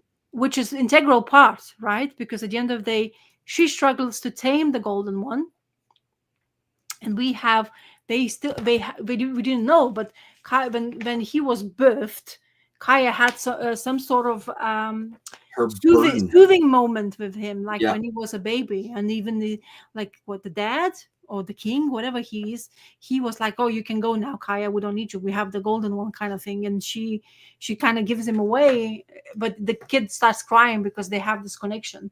So they Hmm. try to do that the same thing in the battle. She tries to soothe him down, to no avail. Honestly, he's not really listening to her anymore. Hmm. He's still so enraged by it, which is kind of I think that's how you want the story thread to go forward, right? How they did it in this book also, where we're going to see next issue, right? We're going to have a special issue 31, Can't which wait. is I think he's still going to concentrate on Kaya as a main character, right? I mean, let's hope so. I'm way Yeah. more interested in her journey than fucking Jin's, I'll tell you that much. Fuck the golden child. He can go to hell for all I care. I'm Who the gives a same. shit if you got powers? Honestly, And I don't. You're either a gerbil or a fucking dragon. Who gives a shit? I honestly feel like I can't believe it's on a fictional character, but honestly, Yeah. in this storyline, like, why don't you like just die? Yeah, exactly. Fuck you, golden child. Oops, Because he the tripped way and fell through a ravine. I honestly have no affection whatsoever to him, even Yeah. even he has shown. Oh, that page is. Yeah, let me just. That page It is reminds me of fantastic. old Ninja Turtles. I think that's the other thing Yeah. that just occurred to me looking at this 2-page spread. It has that old Mirage Ninja Turtles energy to it, and I fucking love it. Sorry, cutting you off there. Go ahead. Oh, it's okay. Go We were go talking now. about Jin dying and how good that would be. I don't think he's been written really well. Yeah. Yeah. I think honestly, because as much as they keep on telling the goal, and then the way he's keep on like writing it down, the importance of the golden child. Her mission Yeah. is only that golden child, right? Her mission is to take him to the right But I destination. but I think that's purposeful, right? Because Yeah, the yeah, book yeah, is called Kaya, for example, for instance, and it's you are supposed to identify with her, and yeah, nothing makes you identify more with her than like fuck this burden of carrying this goddamn kid around, which yeah, is what I love about the end of this issue. We'll just do spoilers, yeah. yeah. I mean, So, shit, man. oh yeah, yeah, that's the one. Yeah. So this is Like what the hell is going to happen? So it's great because it's about time because it's been yeah, hinted at for so long that yeah, they're going to, and that's what I'm talking about with some of the stuff where it's like, I think it mm, probably reads better as a trade because some of this stuff has yeah, been hinted at for so long yeah, that it's nice that it's finally, okay, finally we're there. They're actually going to part ways. What's going to happen, yeah, And I hope it's not a bait and switch where psych, they're actually going to still continue together. No big deal. Like I hope they actually explore that a little bit yeah. or he rather because it's just him basically. So Yeah, so yeah, he's. I can't believe there's 4 volumes of the trades now. Is yeah, so amazing, so. good for him. But yeah, I think it's Pushing definitely 30 getting. here. I think it's more people finally realizing this is existing. I think we've been spreading the word since the get go, right? You did for Mhm, sure. I was just jumping the ship, but jumping into the ship of this. But mhm, I honestly like it's a very good fantasy adventure storyline. It's mhm. really would be great. My son is not ready for this. I think even though he like kind of like this, but there's too much too much character, in depth kind of realizations where my son is not. I need action. I just need action Mhm. kind of thing. So, but it's great to. It's really entertaining, even for us. Like like I'm looking forward to. Like I definitely want to know what's going to happen in the specials issues. When Wes Craig was doing it before, they were just sublime. They were Yeah, just super fun. threading really the right needles and making you more excited for the whatever foreseeable future this comic will have. But Mhm. if it's correct, the way he was saying, I think it's going to be what 50 issues, and it's going to finish. I think Oh, okay. or Yeah. 40 or 40. Okay. I'm not sure, but I think he was hinting about that kind of stuff. But I'm not sure. Maybe I am. Maybe he has changed his mind because this I didn't understand this one. Okay, this part. Did you understand that part? It's an Let me go extra back to it. math after we continue, and you press the Oh, page. like the backstory kind of thing, like the afterwards. Yeah, yeah. Yeah, and the dragon I they're mean, talking about, I it's think just is introducing another character is how I read that as. I read it as the dragon as a djinn because he Yeah. actually showed them the real thing abilities. That's why he's the one who's supposed to defeat them, right? Right. Right. No wonder they call him the golden one because of this power. He's become a ginormous, angry creature. Hmm. That's the way I put. But maybe I'm completely wrong on that as well. No, So no, that could be. Yeah, for sure. that was interesting. It's But such good fucking art, man. Like it's so good. yeah, It and feels like marker on paper is the style of this coloring and stuff. It just looks. It feels like it's just someone going nuts on a piece of paper with colored markers. It's so like chiseled out, and it's really, yeah. It's. I'm so glad that it's taken a turn because I was really getting discouraged there for a little while. That fuck me, this is boring as shit. Every issue is the same goddamn thing. So I'm really glad that it took this turn. Wes Craig is doing inks. He's inking it. That's Yeah. ink, not markers. And he Right. does Right. Right. sometimes does one monotone coloring. So you Yeah. have the Russ. No, Jason Wardy is the colors. That's But right. Jason I saw Wording. Yeah. him, Wes Craig, doing some live on the Insta, Yeah. and he was doing drawing while he was talking, and he was using ink to do all the creating blah blah blah movements and stuff. And he Mm-hmm. was doing some watercolors as well. So there's some Mm-hmm. watercolor in some pages. I'm not sure how the Jason Wardy is doing the things. So I think it's I still presume it's kind of like computerized Mm-hmm. coloring, but I've definitely seen the Wes Craig doing it all natural media. Like he's Mm-hmm. proper going like he's supposed to. Oh, did Yeah. you Yeah. did you hear that New York DC's announcement to New York Comic Con that they will not accept any II in the comic books? I think I saw something about that on social media. Yeah, the I mean, I think these companies probably have to take that stand. oh yeah, because of the problem of there's the Well, the problem. amount that it's out there, like there's so much of it out there. That's good that they're making that stand because I think it seems to be this real kind of turning point on social media for people that are very, very against AI and Mhm. etc. Right? And they don't want any part of it anywhere. So I think that's smart of them to make that statement. We'll Mm, see if they remain true to it. true. Yeah, because there were some Comic Cons where they spotted the guy who was selling AI done art, and he was selling it in Comic Oh, is Con, that true? and they didn't let him sell it because they caught him on time and asked him to leave, Huh. pack your shit up, and like even call coppers for it while they were Comic Con. Interesting. I mean, I don't know how I feel about that. That's interesting. I hadn't heard that story. Uh-huh. It was actually a Huh. video, short. Of course, there's everything a video these days. There's always evidence, but there's a Yeah. video of him. So he's basically generated AI posters and all that stuff. So Huh. he's basically hasn't really created. He's just typed it in, and he was selling it as his own art, right, on Mhm. in the Comic Con. So they spotted it, and they basically asked him to, "Phew, off you go." Yeah, I mean that makes sense because that's the Comic Con, especially like Artist Alley, is Hmm. supposed to be actual stuff that you created, not just typed in a prompt. Even though we were at Comic Con today, me and my daughter, and looking around a lot of the Artist Alley, there's a lot of stuff that everybody's shit looks similar. They're still using the same tools that it Yeah, all looks pretty damn similar, but at least they're still creating it. They're still, even if it's digital pen to paper, at least they're still it's, kind of creating it, right? there's lots of it too clean and beautiful and Too perfect, generic. right? Yeah. It becomes you stop losing using your identity to who you are.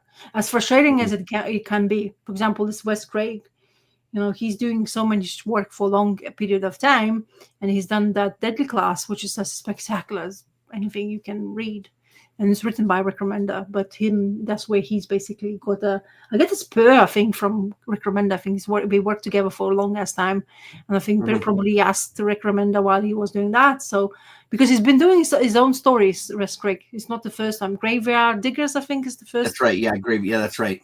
So what he's written, so he's hasn't, but this one is basically full on comic book, not like something he kickstarted his own stuff and then he got produced the book. So as a writer, he's like, I think he's definitely improved from what we had Mhm. beforehand, right? So yeah, it's very good. Mhm. Yeah, I don't want any II, and I'm glad to hear that they're standing for artists rather than for that. Yeah, Okay, that is good for sure.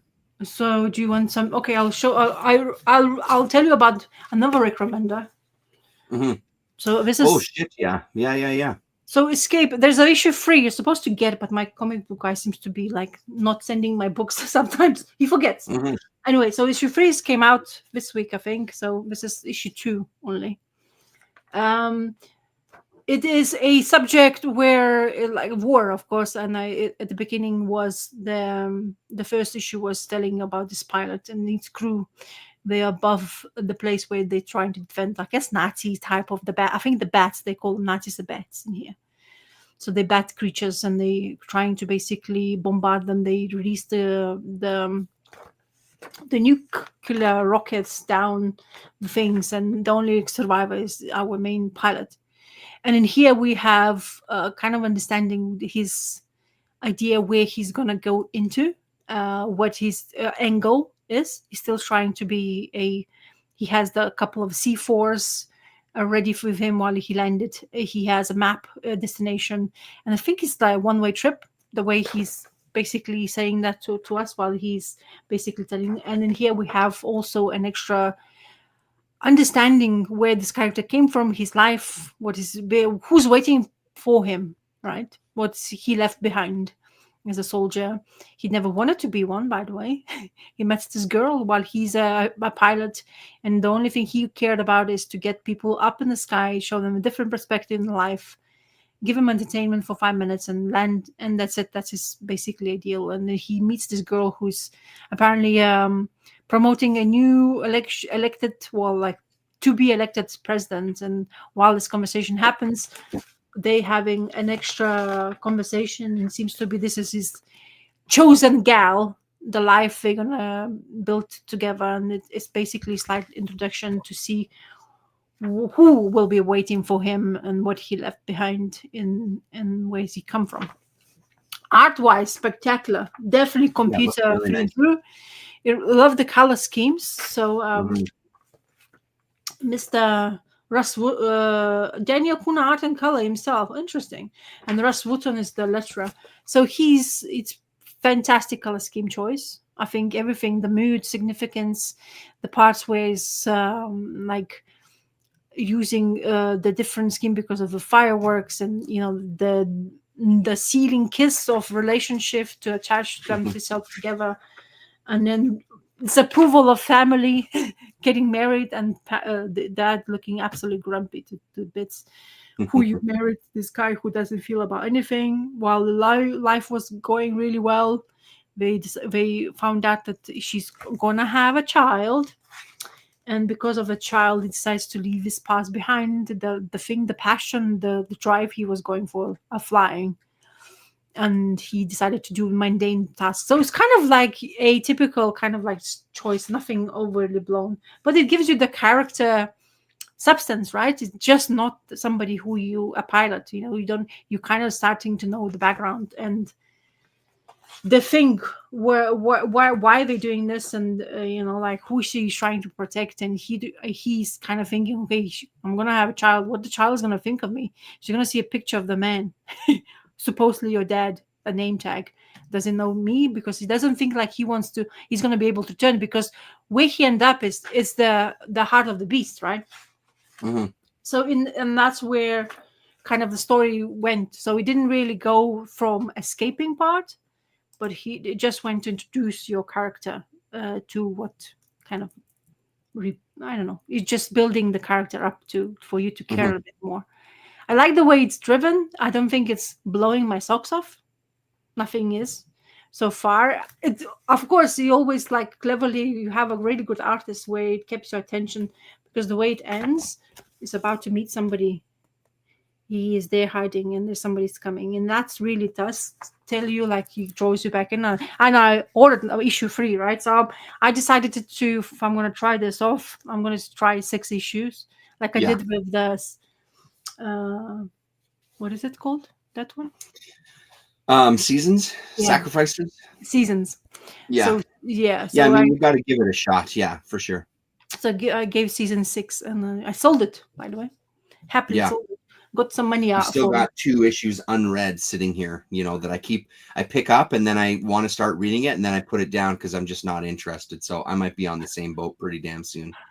Yeah, I sold it, so I'm glad I got some money back. Hmm. I decided to. I haven't done it for a long time, but I thought it will never sell. But it got sold the quickest actually out of the Yeah. world Hey, yeah. because I was doing in the bundle. It's really appealing to buy a Did you bundle. do it cover price or did you do a discount for the whole set? Oh, discount. I Yeah. wanted to Yeah. sell. I wanted to sell Yeah. it. I wanted to. I got at least half of the price per each copy. Yeah. That's good. So, at the end of the day, I got something and I got, still some money back from it, let's say. Hmm. But it had to be so. I mean, what's the point then if I don't sell it? I kind Hmm. of like, oh yeah. So I saw it like afterwards. I saw somebody selling it for higher price. I don't know if they sold it, but I just saw it's an offer, right? Hmm. But I got it out of it here, so now I don't have to think about it, right? Yeah. And That's there's right. It's money in my gone. Yeah. pocket. Exactly. And I show you what the money, what I sold, what I bought. I'll show you right at the end. Okay. Go on. So why don't we talk about? Have you read this yet? No, but that's what I'm supposed to receive, Okay. and I got really So then cross. I won't talk about that one. Please. So what the one thing I will say is, did you see that they're going to do an issue 13? It's just not going to be Jason Aaron. It's going to be other creators. Yeah, no, they're doing issue 13 and continue. I heard. Yeah, which is great, which I Yeah, love. Instead of like canceling it and starting with an issue 1, at least they're going to continue. They're not like, I'm going to try out issue 13. That one was a fun ending and all, but I'm going to continue with it because I'm curious to see it yeah, yeah, yeah, go further. yeah. I'll definitely. I was actually quite because that it seems to be never coming out. That's issue 12. When we're waiting for something, it feels like it Yeah, never comes out. it took a But while. Yeah, I was supposed to receive it, but as I say, he probably forgot about me because I only have like 2 books to send, and he's like too busy. yeah, yeah. Anyway, so yeah, I was supposed to get it. So then I'll talk about. So we went to the comic convention. Oh, I was a panelist. really? Fancy la di da. So we have this organization Oh, here called Film Training Manitoba. They do like an introduction, like how to get into the film world here in Winnipeg. So as being a panelist, you get a free pass, which is awesome because I don't want to pay to get into this comic convention anymore because it's 90% non-comics and it really oh, just isn't worth. And it's gotten so expensive to get in. uh-huh. So I went on Friday and I Yeah. went to the Japanese bookseller No, who has these Otomo. So you they're had it doing a though. bunch of like Otomo complete works Yeah, series that they're putting out from Kodansha. So I've got 2 of the other ones. This yeah. one is animation from Akira. So layouts and keyframes, book 1 of 2, I think. And it's Oh, got exactly what you would expect. It's got keyframes that you can sort of flip through and see kind of like a the flip book. animation. Yeah. There would be like fill-ins and stuff. There would be in-betweeners that come in between stuff. But then Mhm. the bonus is they've got stuff like this where you get to see the background painting, and Oh, then you put down the thing. one of the layers on top of it Oh to see boy, kind of like they recreate kind of the animation cells. dude. So you can see, oh sorry, that's 2 cells. So there's the second one, so the character himself, and then you can put the next layer Mm, down and see kind of like the final image. It's such an amazing book. The other 2 that I have are from Akira, and it's the storyboards, so you yeah. can basically read the movie throughout Hmm. and see kind of how it's you read it sort of like a comic, even though like the notes and things are in Japanese. Right. It doesn't really matter. You don't need to see, you Sure. don't need to That's the understand it. You can bicycle see the moment. story through just the images, right? Yeah. So yeah, stuff like this. So this was This was pricey. This blew pretty much my entire budget, but I'm so glad to have another one of these now. So this is book number What? 23 now. So 21 and 22 were the storyboards. 23 and 24 are the keyframes and animation stuff. And it's just a really nice, thick book. One of the things that they were doing is if you kind of, every time you get one of these books, you get these 2 little cards, which apparently if you get the whole series, you can get some free stuff afterwards. I think it might be like a limited edition t-shirt or something. I'm not sure. But this here is a sticker as well too. So just kind of proof of purchase kind of thing that you can then collect. But some of the frames are just amazing. Like just being able to see kind of the work that's gone into it. Some of them have like little fold out sections as well too. So it's so much fun. I spent a good kind of hour on Friday when I got home, just flipping through it, going through the entire book in both directions. Yeah. So cool. And it's this Japanese bookseller that's there that has a lot of amazing art books. So how much money did you spend? I mean, more than I want to say online, honestly. Like a little, I spent quite a bit of money. It might have been upwards of closer to $200 maybe, you know, so it kind of blew the budget on what I could spend at the Comic-Con, because I usually keep myself to a very strict budget of cash in pocket at the comic convention, because when I do find some tables, there's usually a few things, because I also got myself a stack of Ninja Turtle stuff, which I'll show you afterwards too. But it's because it's mostly just filled with such garbage. Like there's 15 different tables selling swords and knives. There's 7 tables that are selling like blind bags and blind boxes. There's 10 different tables that are selling like little boxed blind box things. Like it's not and they still call it the fucking Winnipeg Comic Convention. Motherfucker, there's 6 tables that are selling comics out of 150 tables or whatever they have. Like, it's not a fucking comic convention at all. So it's so expensive to get in. How many Labubus did you see on that Comic Con? So fucking many. Me and my daughter were looking at them because I just watched South Park, and South Park has an episode about the Labubus and how it's like a satanic ritual when you get the rare one. And it was funny because when we would see the Labubu table, right across was like a sword. So me and my daughter were joking about like we were talking about fucking how it's like now we just need a booth where there was a live chicken. If you've seen the South Park episode, these girls, they find the super rare Labubus. They do a satanic ritual where they cut a chicken and put blood all over the pentagram and the Labubu, and you know, they bring Satan. It's fucking hilarious. I didn't know they were a real thing, so my daughter overheard me watching the episode. She's like, Labubus, I know what those are. I'm like, these are real?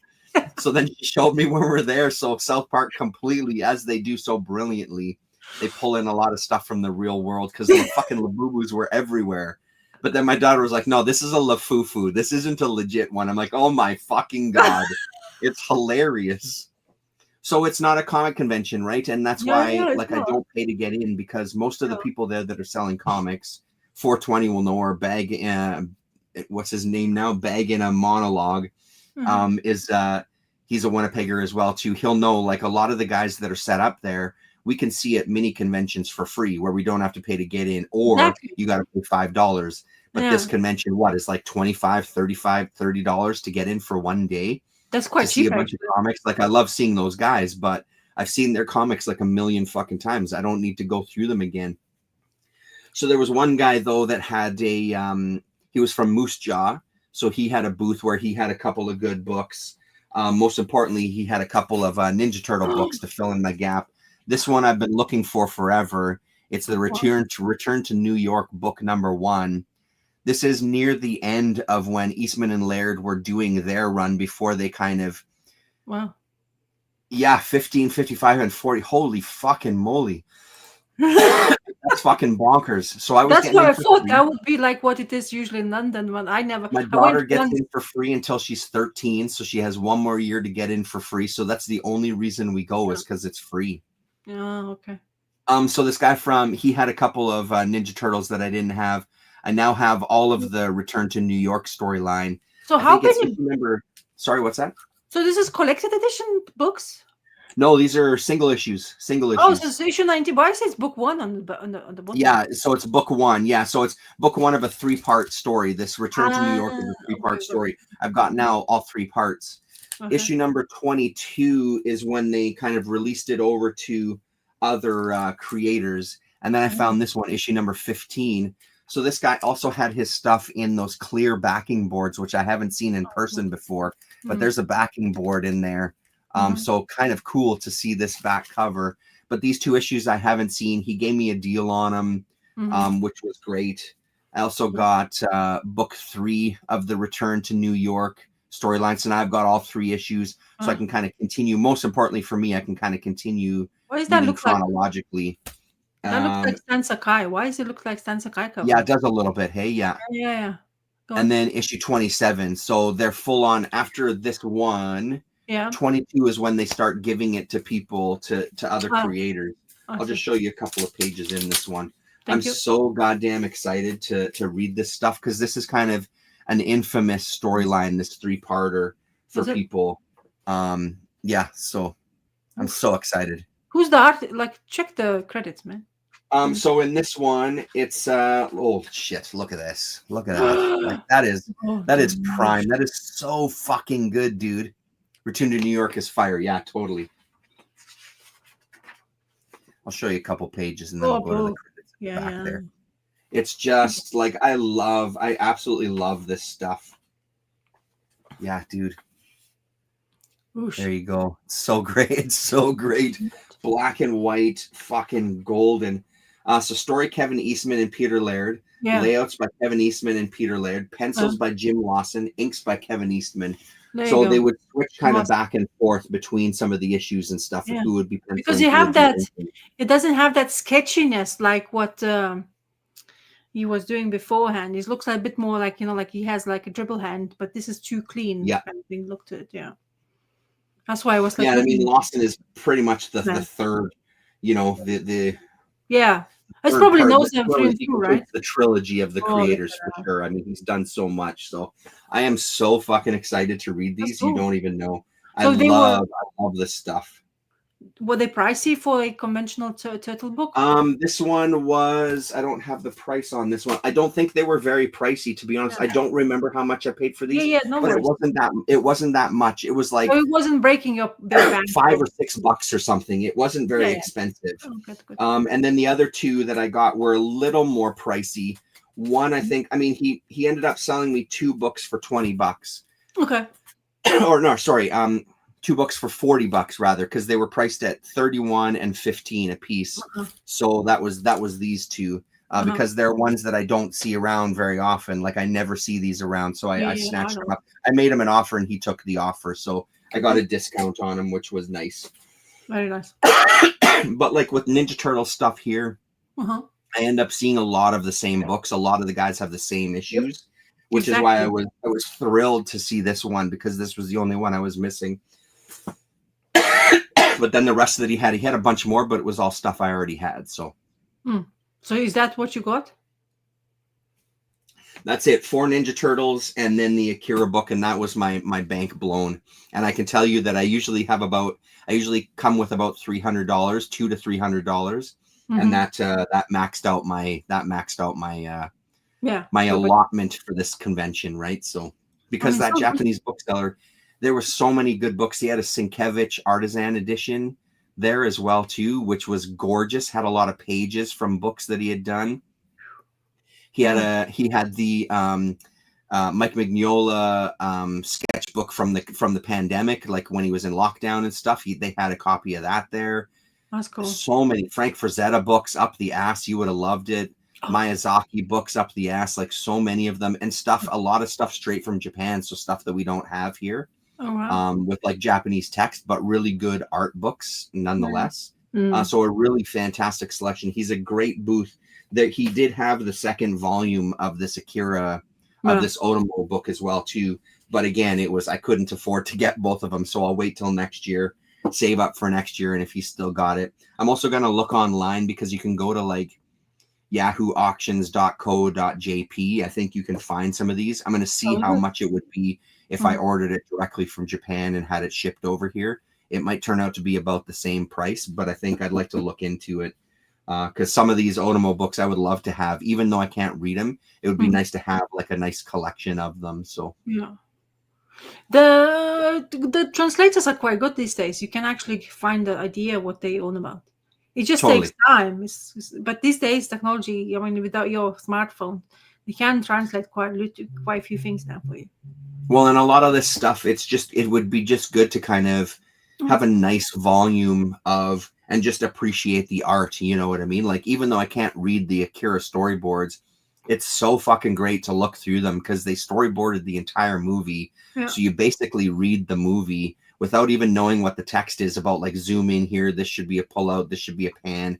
Like, it's still a beautiful way to read the story and just seeing these pages, man, like seeing these character designs is Yeah, yeah, phenomenal. To yeah. see like this level of I what they were didn't. working with is so cool. Like, look at this shit.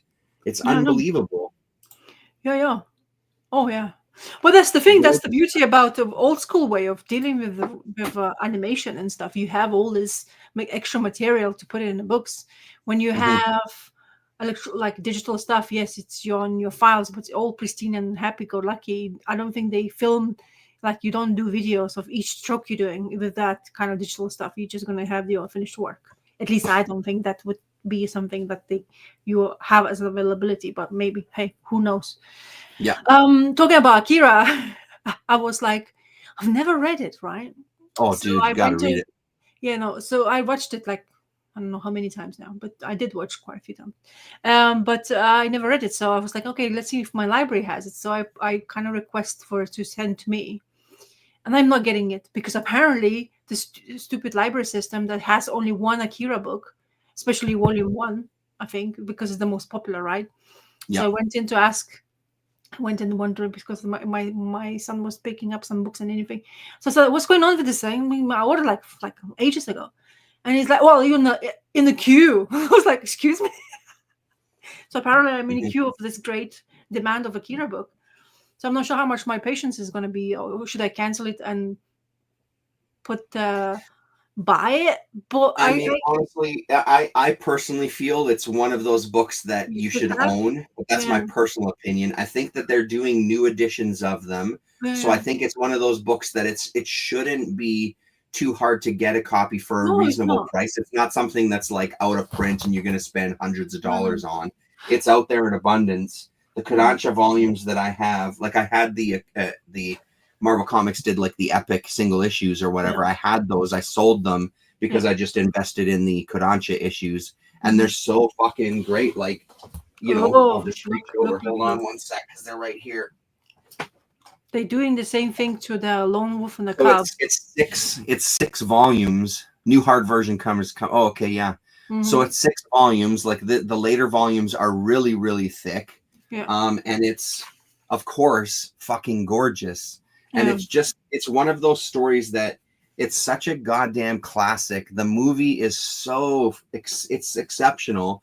The movie was done before he had finished writing the series, so you get a lot more depth from the books than you do from the movie Hmm. because he kind of was still writing this and drawing it when they were completing the movie. So he hadn't figured out the entire story yet. So there's a lot more depth in this. And it's such a good story. It's Hmm. such, and again, like for fans of Mobius, you got to be a fan of Otomo. You got to be a fan of Miyazaki because those three guys influenced each other so goddamn much. And Mm. even Otomo talks about doing some work, and same with Miyazaki, where no, we were copying Mobius' style. Like that was the mission. We were so blown away by him Yeah, that I started doing things more minimally and yeah, started incorporating some of his art style, which eventually became their own art style, right? But yeah, like it's such a good group of guys creating. I wish I would have bought yeah. the box Mm. set as well too. That's the But thing. it's enormous. It's huge. I saw this box set in real life, and I was like, oh, and that's why I have a. You see, I have a problem now because I see the box set, and I see all you can individually buy those, like you showed the ones you own, Mhm. right? But I don't know. It's just like or nothing for me. Yeah. you kind of feel like, but I don't want it. I don't have space for box sets. Honestly, I don't have where to Mhm. display it. It's a ginormous investment of space, also as much as Yeah. a material. And I bought, like I got something I really long wanted for a really long ass time. It's been on my things. I'll show it to you later, but not it's not related to manga. But Akira has always been on my mind because it should be read, right? Mhm. If you watched it, but you have to read the material to actually know what it's all about. Like you say, extra Yeah. material and blah blah blah. But maybe I will be patient enough. But if it depends, like I said to myself, if it's another like 1 month for waiting, because I kind of would like to start reading it like in December, Mhm. like kind of December reading things for me. Like I have this like hidden plan in my head because I don't know why December, but I wouldn't I mind think having. what 420 is saying is what I would mirror as well too. I Uh-huh. mean, honestly, like, yes, the box set is a big investment at first, 100%. I already had these books when the box set came out, Yeah, and then it showed up at our bookstore here, like right around the corner from me, or this way rather, yeah. right around the corner from me. And I mean, I could just take out the books that are here, the Akira books that are here, sell them, and then the box set would fit right in that spot, basically, right? Like, it's one of those things that, I just feel like there's all of these classic kind of comics works that everybody ends up talking about. For me, this is one of them where it feels like you should have read Dark Knight. You know what I mean? You should Mm, read Akira. There's some things that you should read, or mm, at least like own a copy. You should have a copy, or at least have read Watchmen. Like, it feels like one of those standards to understand the yeah. medium, especially from like the manga standpoint. It Mm, feels like that's one of them. I would say that also, as I continue to read through Nausicaa, this would be another one. Like this box set, it's a fucking brilliant read so far. I love the movie, but the book is stop like selling it. unbelievable. It's unbelievable. But it's these big sets, right? Like there's just no two ways about it. Hey, It's a lot of comics. But Terrence, you chipped in so much money. Come on, I'm waiting. You know my address. yeah, yeah, yeah, yeah, yeah, yeah. I mean, it's so all of this stuff is so good. It feels like they're almost staples of a comic collection. Yeah. Like No, this honestly, one, the I would box say set as looks I keep fantastic. reading this, Yeah. I'm convinced this is a fucking staple as well. This is exactly the same. This is fucking brilliant. I am loving every single goddamn page of this book, right? Like I'm 200 pages in now and I'm still loving it to pieces. Mm-hmm. Yeah. Yeah, yeah, yeah. Yeah. I mean, like, the minute I saw it, it just looks how I didn't imagine, but it's ginormous. I didn't think it's gonna be this big. I've seen it, people showing box sets. Huge. Yeah, I've seen in the video, and it doesn't feel this like. But it's in the bookshop where I go. It's like a high street bookshop, which is where I wouldn't want to buy it from, for example, Yeah, because it's right. a high street. I would, if I wanted to, I could go somewhere smaller, right? But when I saw it, it's like, that moment that like the light shines onto your face. Basically, what happened to me in that moment. I was like, my husband's like, "Are we going or not?" I was like, "Oh, you just spoiled my light." So I was like, absolutely gobsmacked by it Yeah. because I just enjoyed the way. I mean, I was just look really cool. So anyway, Yeah. okay, let's continue comic books. What's disappointing me? Yeah, yeah. It didn't. I don't think it's disappointing me, but it's another a case of prolonged storyline with boom, there is your All reward, right. right at the end. It was so dragged out. This one, it didn't have to. Reward wasn't great because I already kind of knew the who the bad guy was from the issue before, and the way they explaining why they were getting this Twitch in trouble because there's this element. I didn't understand that ways to come from, because I'm not sure if he's coming from the universe of Spawn, which I'm not reading, but there's this guy who can shift in a second like a flash, and he's the one who is basically shifted the gun of the Twitch, and that's why he killed the guy in the first place, and that's why he got in trouble and almost lost his job for it as well. And then this here was like basically him and Sam going together into this high rise building where the bad guys were there without any permits, without any kind of warrants. They just went in there to sort out and find these people who's basically manipulating and installing the chip on your brain, and that chip basically makes you go dies, kills you, and drug like it's drug kind of system. It kills you, and you kind of reanimate and die again. Also, what's the more distinctly bad for Twitch was that his wife, who was employed by the bad guys on purpose to basically manipulate him even further, she was there, so he tried to save his wife as well. So yeah, honestly, probably I'm done with Sam and Twitch now because of I don't want prolonged storyline. It just doesn't work. The first one that they came out with, that just was fantastic. It was long-ish, but it wasn't as long as this one. Now we're on issue 18, and this is started in issue 12, or maybe 10. Issue 10, I think this started. That's too long for me. I think it's for a single issue, maybe in collected editions. I think it reads really good. I mean, it's quite entertaining. Another thing is also they were putting a Twitch on the spotlight because they wanted to manipulate Spawn, because Spawn is overarching guy who is in charge of the city kind of thing. He's like a shadow between everywhere, and he understands where everything is going. And the way they ended this, which I don't know if it's a spoiler alert, but the bad guy got bamboozled by Spawn anyway, because he found out where he lives and what he is doing anyway, which what they were trying to do to put in order to kind of mask what they're doing by getting Twitch in charge, because Twitch apparently and Spawn, they're like two pieces together, which they work really well when Spawn needs it. So maybe I need to read more Spawn to understand this more, but the story arc, it didn't sell me that much.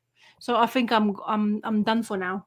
If I hear somebody tells me this is like, oh, this continues to be a mind-blowing thing, I might get it, but not like straight away as a my pullest thing. So you know why? Because I think I'm gonna go buy a DC book when it comes out. Oh, really? I need Which one? Apparently they're making, if I'm correct, probably correct or not, I don't know, you tell me. Absolute Zatanna is coming out. Oh, I hadn't heard, but yeah, okay, that would make sense. I might want to go that route. Woo! Look at this. Damien's here. Yeah, hello, Damien. Yeah, this is not great. It was great to pick it up when it was $2.99, so I had less investment in it. Now it's $3.99, even though it's still now is cheaper than all other conventional books, because every other book now is $4.99, right?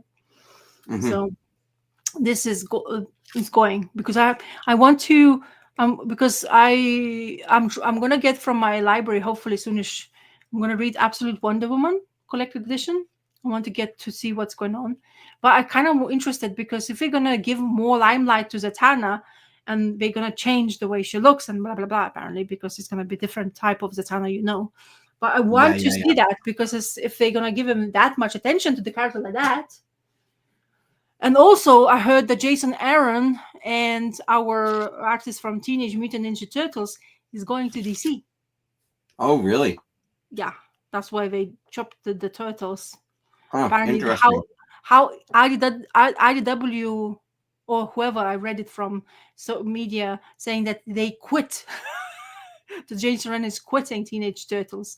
That's why you have to find somebody new to replace them. Oh, I see. So there was a bit of a blaming game. So I don't know what's happening there. Maybe just, I don't know, Aaron wasn't getting enough money. Maybe that's why.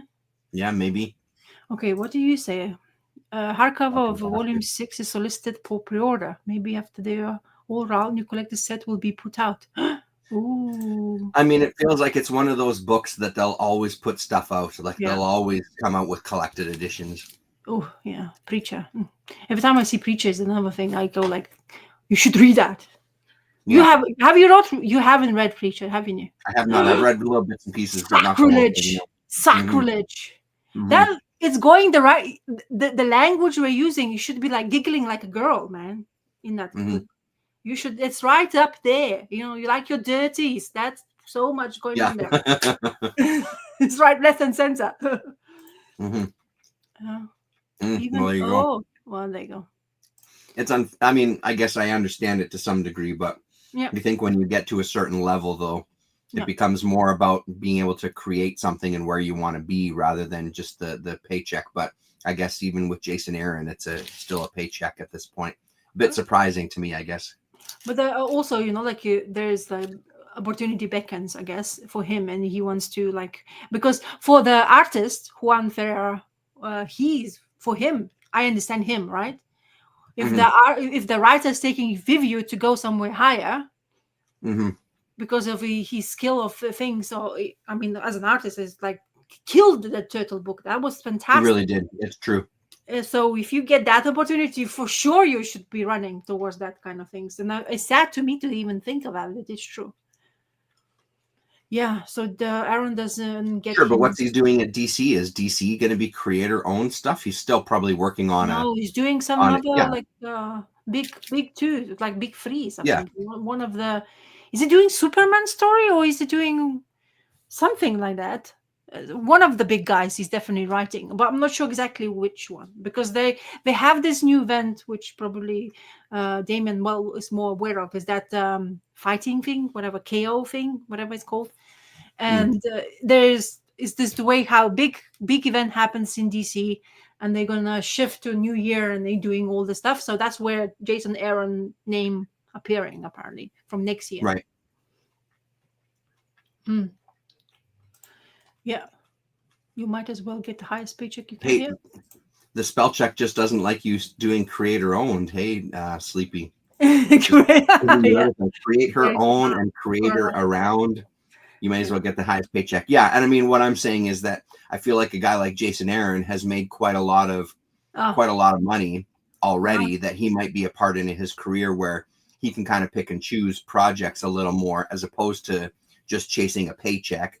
I personally feel, and obviously I don't fucking know anything, but it feels to me like a guy like him has probably made a lot of money where he can kind of be a little more picky and choosy, right? Where forget about creator owned, what characters do I want to write about? And maybe Ninja Turtles weren't his thing, Ooh.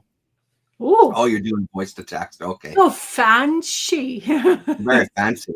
Yeah. It's good. Anyway, it's doing better than I do type. Yeah. Anyway, so I think they're doing. Damien maybe can confirm it, but I think they're doing Absolute Zatanna. I think that's what because in the Comic-Con, the New York Comic-Con, they announced that they're doing Zatanna as a standalone book. So in that sense, I'm really glad, and they have other characters, obscure characters, in that kind of plan of what they're gonna release. So I'm very excited about it. I think it's fantastic if they're doing that. So I want to jump on to see how long can I last, at least myself, because I'm very judgy when it came. I haven't picked up Big Two book for God knows how long. You've been doing more than I do. You picking your Marshall. I know, which is bizarre. Yeah, because I even have that Zatanna book that I picked up, which I don't know where it is, but it's here somewhere. Oh yeah, this one, this Zatanic Panic one shot.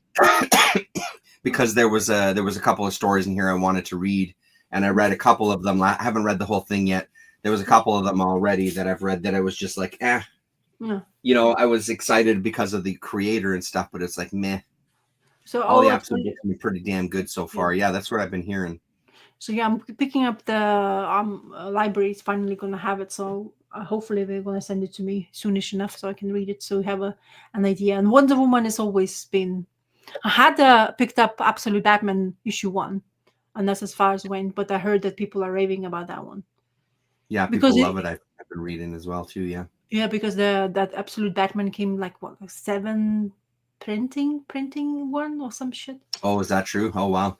So Dragota is good for him, the main art. So for him, the money is there, right? So he's probably must be.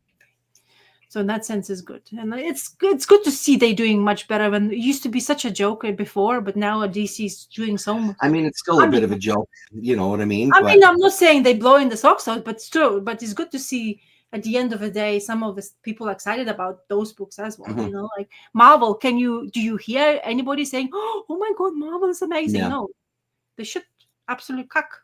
That's what I heard. Yeah. Wonder Woman, yeah. And I mean, Martian Man. I'm so glad Martian Manhunter got picked up for more issues because I love that book so much. It's so fun. It's such a fun book, and the art is just gorgeous. I heard somebody saying it that is too trippy for some. I'm sure it is. Well, and that's the thing. Like, at least they're giving people chances. I will say Yeah. that about them. Like, they're giving people chances that aren't Yeah. people that maybe resonate with a bunch of their audience, but at least the thing is they gave it a chance. Mhm. Martian Manhunter was a huge success. They Yeah. extended it more issues. So you gave it a shot and look what happened if you do something different. Mm. Um, so I'll talk about this one, I guess. Oh yeah, it's back, Just isn't it? the new James Stocco Yeah, you're Orphan and the Five Beasts, Bath yeah, of Blood. yeah. It is out. So the first, pardon me, the Orphan and the Five Beasts. Mm-hmm. Excuse me, I'm just hiccuping like crazy here. The first miniseries was fantastic. A Mm-hmm. really, really fun story. There's not a lot to it as far as story goes. Mm. It's a good story. It's these five kind of like Oh yeah. demons that are it's kind of Group of here's your group of characters that you've got to go and defeat. It becomes kind of like a video game, right? Like you're working through these Mm-hmm. Mm-hmm. scenarios in these cities to just kill some boss. Mm. But it's James Stocco, and his fucking art is just phenomenal, dude. So that first one ended kind of abruptly, and I didn't know. Yeah, I'm not sure how long of a wait it was, but it's been quite a wait for this one to come back for sure. And the other one ended so abruptly that it's like, well, did it get canceled? What's happening? So to come out with like a book two, basically a volume two, also kind of doesn't make sense to me. But that seems to be a Dark Horse staple as well too. Like they do that with Usagi Yojimbo, right? Like they do the individual story arcs, even though that there's a number. I think that there's 3 issues for it. I thought at the end, or maybe I saw that online Mm. where they showed, yeah, I must have seen it online, where they showed kind of covers. Apparently, it's a 3 issue miniseries, which in my mind still wouldn't be the end of the series. Mm. But man, James Stocco is so great. I'm very excited to see this back. This was the only copy left. I thought I missed out on it because apparently it's been selling fairly well at some comic shops. But as one of the guys at the comic shop I bought this from said, he's like, well, I mean, that doesn't surprise me. I don't know if comic shops in general are ordering like 20 copies of it. So Mm. it's one of those things that he's a draw for sure. So I don't know. Other than Mm. that, I would say read it. I don't know how easy it is to get the first miniseries, but I'm sure it's been collected from Dark Horse. I think it's worth it because his art is really, really fun, like really great stuff. Mm-hmm. I was That's looking it. to Yeah, that's all I got for that one. I was looking to see if my library have it, but no. They have Yeah. some book called Joining by Brian Graham. Have you heard of it? Oh, Brandon Graham. Oh, yeah, nice. It's called Joining.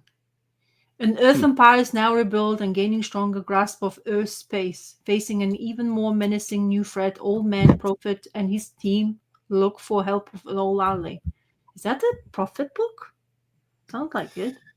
Is it Prophet? Yeah, because he It did a doesn't couple say of Prophet. It says a Prophet. Oh, join. Prophet Volume 4. Yeah, joining. Here it is here. Yeah, it is Yeah, then. so it was part of the Prophet series that he Ah, did, which was an image thing. because James Stoker is part of the. As the artist, yeah, cover Yeah. artist, I guess, for a volume. Oh, okay. Because I read some of the Prophet stuff. I I remember read there was some a of it as time. well too, and it was pretty Yeah. fun. Yeah. Anyway, cool. Um, the creepy of the creeper. It's still very creepy. This book, I thought that the Oh, second right. issue didn't kick the bout for me, but this one, three, oh, this bear, you, I thought, okay, she's a sociopath, right? And the way it's still following the chick, the sister who's looking for the brother, and she's in that town because that bear character, she's basically writing into message board inviting her to come in because she has an answers, and she's the way she's creeping her out, so she has the sense of it, and she has a nightmare about the bear. And his art style, it's so much like kiddie looking thing, but it gives you this creep factor so high. In more the writing is doing, the more it becomes. And I thought I knew, like, he introduced to us to this character quite well. We know that she's absolute menace when it comes to killing. She's really enjoying it, but it kind of gives us origin story of her, how and what she was, what did she do to her parents, because she didn't like what they said to her. when the conversations in the dining table while we're having dinner. It's just so much. So she, of course, spoiler alert. I hope it's not a spoiler alert for some people who's read it or haven't read it, but she. I'll show you too. But I was shocked, honestly. I did not think that they gonna do. He's not gonna do this, but I don't know. Parents should be sacred, okay? Because okay, I'm not a serial killer or maniac or something. But at least I'm saying that to you. Yeah. But this is what she does to her parents. You see? She poisons them with cyanide Yeah, crazy.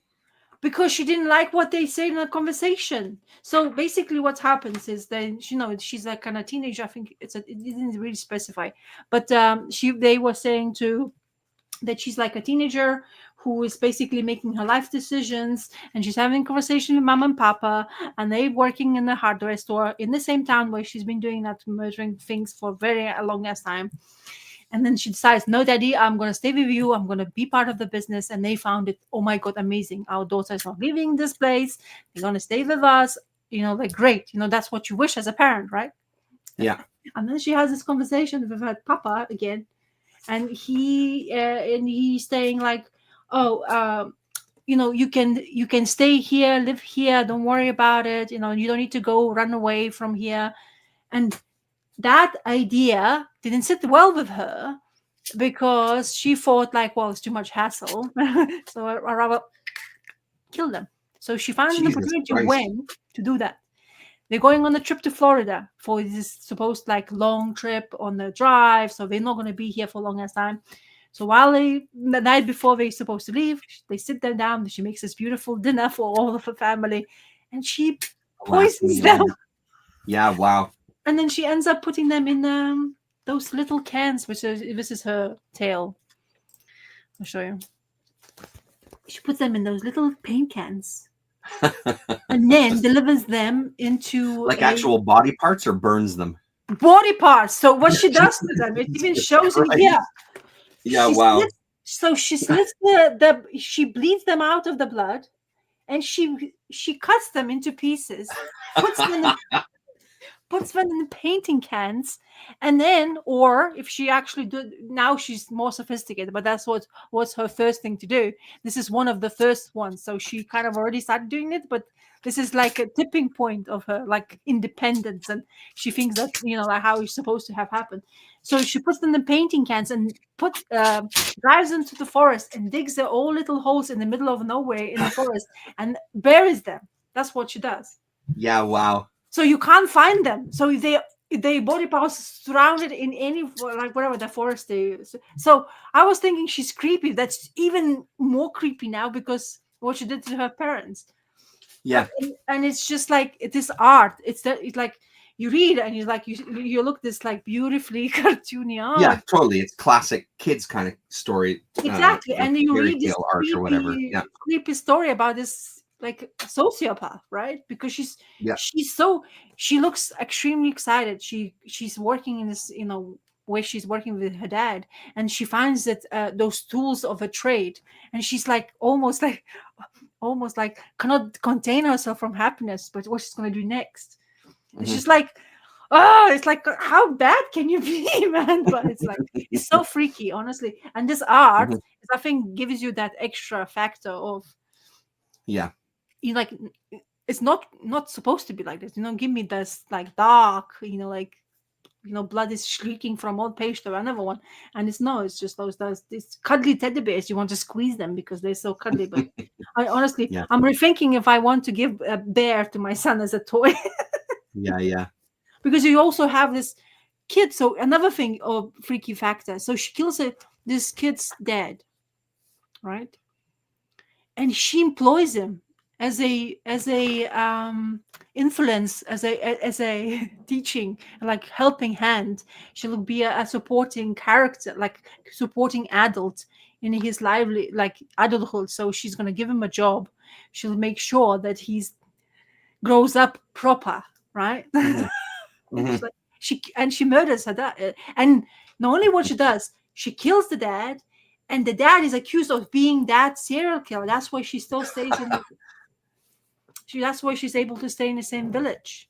Right, And right. it's called this village called Woodbrook, and this lady who the sister who of the one of the murder victims who comes to visit, and she's like, this village just seems odd, it feels like the whole world is moving on with like technologies and blah blah blah, but this village is just like sleepy and just stays the way it is. And the one that she loves staying in this village because she's I mean, I don't know how the fuck she's getting away with it. Like in that first trade, she got in trouble, and I was thinking she's gonna get caught, until she managed to basically get that dad accused of, and they this big newspaper saying, oh, the serial killer of Woodbrook is finally found.